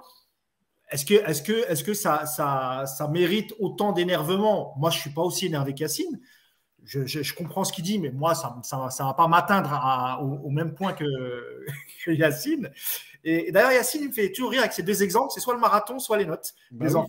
Donc, ça marche tout le temps. Voilà, juste un truc, juste pourquoi je suis énervé, et je le redis, parce que en plus de ça, je fais exprès d'en rajouter un peu, dans le sens où on nous a vendu un changement d'état d'esprit, une exigence, un coach qui allait remettre tout le monde dans le droit chemin, prendre des décisions, etc. Voilà. C'est ça qui m'énerve. Après, je pense que… les gars, vous inquiétez pas, ça continue comme avant. Ok, ça continue comme avant. Après, Yacine, en tout cas, concernant Nicolas, sur l'exigence, je pense qu'il te rejoint. Et c'est vrai qu'il en a souvent parlé dans les podcasts. Quand il parle de mecs qui ne courent pas, de feignasses, etc., évidemment qu'il te rejoint. Après, moi, je pense que Nico, voilà, c'est un peu comme moi. Ça n'atteint pas plus que ça. Et il a peut-être là-dessus… Voilà. Vas-y, Samy, vas-y. Est-ce que après aussi, là, on est le 1er novembre, c'est un premier bilan en quelque sorte, hein, avec aussi cette deuxième place. Moi, après, c'est mon ressenti. Hein. je prends plus de plaisir cette année à voir le Paris Saint-Germain, je te dis la vérité. Je trouve, hein, c'est mon avis en tant qu'observateur, en tant que supporter, qu'il y a un léger mieux. Alors oui, encore une fois, hein, je peux te rejoindre, tout n'est pas parfait. Moi, je trouve que par rapport aux 2 dernières saisons, il y a un léger mieux. Il y a un léger mieux dans certaines attitudes, dans certains matchs, que ce soit en Ligue 1 ou en Ligue des Champions. Rien, encore une fois, on n'est pas dans la perfection, on n'est pas dans le contenu ultime qu'on est en droit d'exiger avec ce Paris Saint-Germain-là, mais je trouve qu'il y a un léger mieux et c'est ce qui nourrit aussi mon optimisme. Voilà. Tout simplement. Et je préfère rester sur cet état d'esprit plutôt, tu vois, je préfère voir qu'il y a un léger mieux par rapport aux années précédentes plutôt que sombrer dans le pessimisme et me dire « Ah, tout va pas, ça va se repasser comme les années précédentes, ça va être… » À ce moment-là, on tourne en boucle et on dit toujours la même chose chaque année. Parce que oui, ce que tu dis est vrai. C'est vrai qu'historiquement, sur les dernières saisons, c'est compliqué quand on arrive en février et en mars. Et c'est toujours la même histoire. Et ah là là, c'est dur d'aimer ces clubs. Ah, qu'est-ce que le Paris Saint-Germain nous fait souffrir. Mais on va pas tourner sur ça en boucle, tout simplement. Moi, j'essaye de vivre le moment présent, l'instant T. Et aujourd'hui, début novembre, globalement, si je tire un bilan, c'est de meilleure qualité que les saisons précédentes, tout simplement. Et j'ai bon espoir pour les échéances de février et de mars. Messieurs, il n'est de bonne compagnie qui ne se quitte et il va falloir bientôt, comme on disait à l'époque, rendre l'antenne. Mais peut-être pour clôturer l'émission, peut-être Nico, qui s'est exprimé en début de truc, mais peut-être que voilà, le mot de la fin, Nico, pour apaiser les tensions. Il y aurait pu y avoir un octogone, un 1 contre 2. Heureusement qu'on se connaît bien et évidemment, nous sommes amis, on peut ne pas être d'accord, mais tout va bien, messieurs. Il n'y a pas d'embrouille, il n'y a rien, parce que je vois sur le chat, ça parle d'embrouille, etc. Ah ouais, non, du tout. C'est un débat passionné entre gens qui se respectent et qui s'apprécient. Voilà, et puis c'est bien parce qu'il y a des fois, on dit oui, mais vous êtes toujours tous d'accord entre vous. Ben non, la preuve, et ça a déjà été le cas avant, et surtout que voilà, et Nico, c'est pas du tout le genre à être d'accord avec tout le monde en plus. Quand il n'est pas d'accord, il n'hésite pas à le dire. Et c'est pour ça qu'on l'aime bien. Alors, Nico, je te laisse le mot de la fin, si tu es là, bien sûr. Ouais, je suis là, mais ça a coupé, j'ai pas entendu ta question. Non, je te disais peut-être le mot de la fin pour clôturer le mot de la fin. Ah bah non, je suis content. Avec Samy, on a gagné ce duel haut la main. Il n'y a aucun doute là-dessus. Ah, on l'a tartiné. C'est assez. Je m'en veux un peu parce que du coup, là, Yacine est quand même assez affaibli par ce débat. En plus, du coup, par contre, il va falloir trouver un remplaçant pour le podcast qui va suivre la qualification en 8e, du coup. Alors, moi, j'ai le numéro de Fred Hermel, si vous voulez. On peut et normalement, Julien Cazard vient si on passe le 8e. Donc, ouais, ça, les mecs qui viennent que quand on gagne, on les connaît. Hein, putain. Ils n'étaient pas là le soir de PSG Real, tous ces mecs-là. Non, c'est vrai. Et ni Barcelone PSG d'ailleurs. Non, mais après, je pense qu'on est globalement finalement d'accord. Parce que sur l'exigence, moi, je suis pour le coup, là, je quitte un peu Samy pour me rapprocher de Yacine. Évidemment que l'exigence de ce club n'est pas suffisante. Alors oui, il y a du mieux cette saison, mais après les 18 mois de Pochettino, je ne vois pas comment ça pourrait être moins bien en termes de jeu, à part mettre une équipe de C6 foot et des petits grelots sur les ballons. Tu peux forcément voir plus de choses, tu vois. Donc, évidemment que c'est mieux en termes de football. Heureusement, j'ai envie de te dire, Samy, que c'est heureusement que ça a un peu progressé. Après, évidemment que l'exigence dans ce club, elle n'est pas suffisante. Évidemment, mais ça, là, tu vois, pour le coup, je pense que tant que tu auras des mecs comme Messi, Mbappé, Neymar, des mecs qui sont au-dessus du club, au-dessus de… Tu n'auras jamais la mentalité que tu as dans des clubs où, alors, j'aime pas le mot institution, mais on va quand même l'utiliser.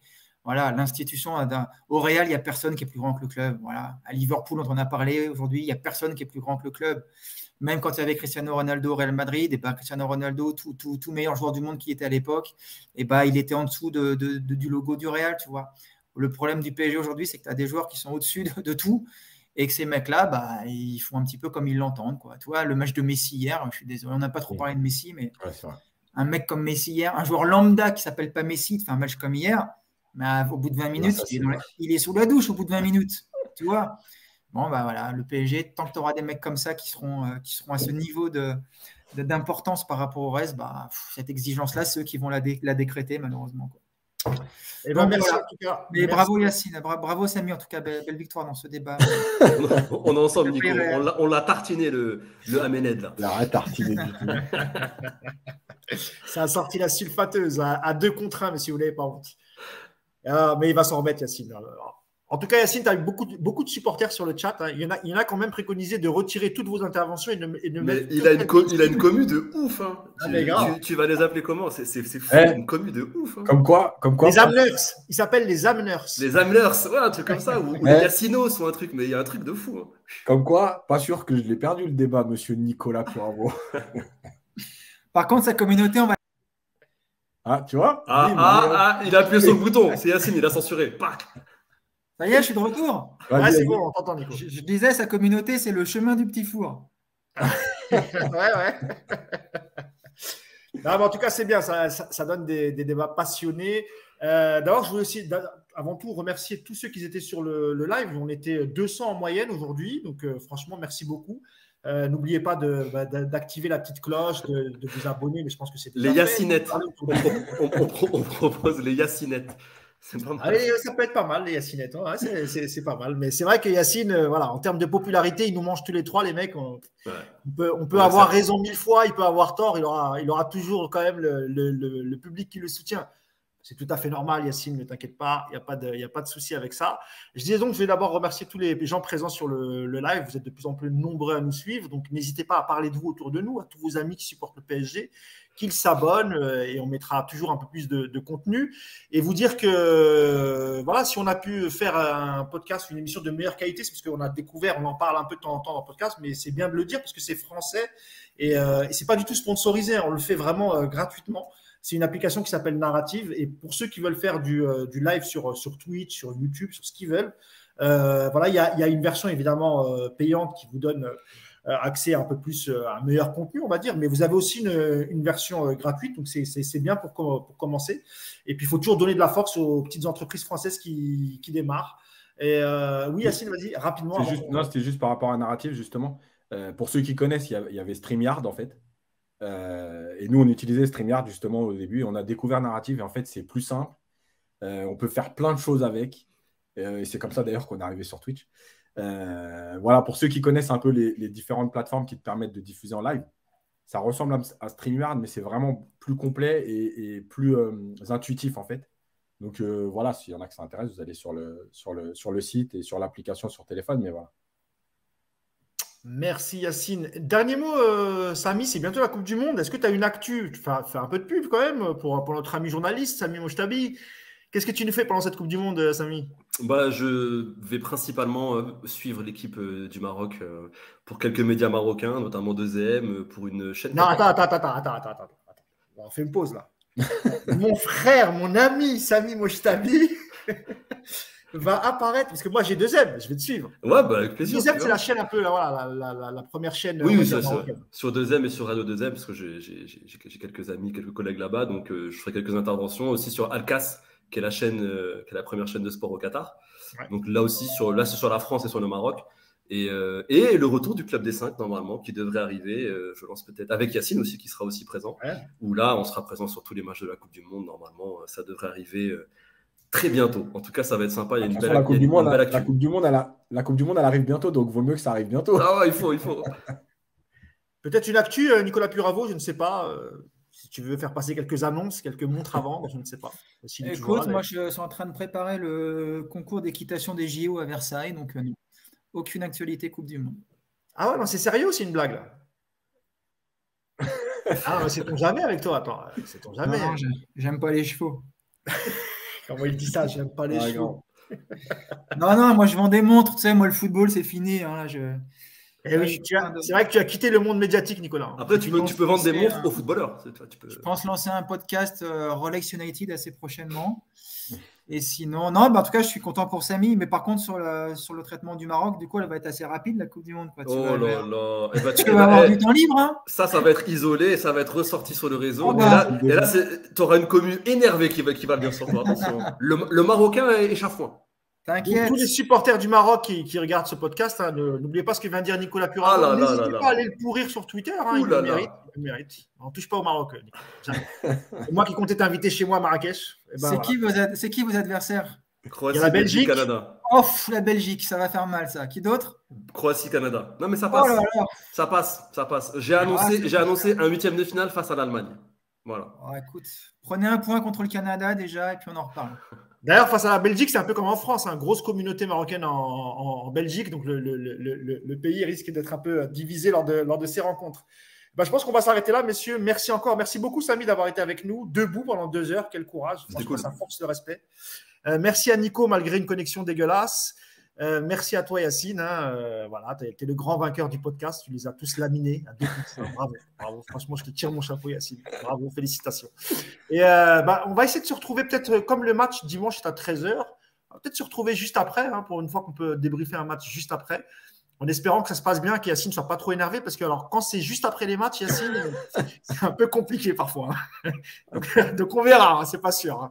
Si on perd 3-0, je ne suis pas sûr qu'on le fasse juste derrière. Merci en tout cas, merci tout le monde, et je vous dis à dimanche. Ciao. Ciao.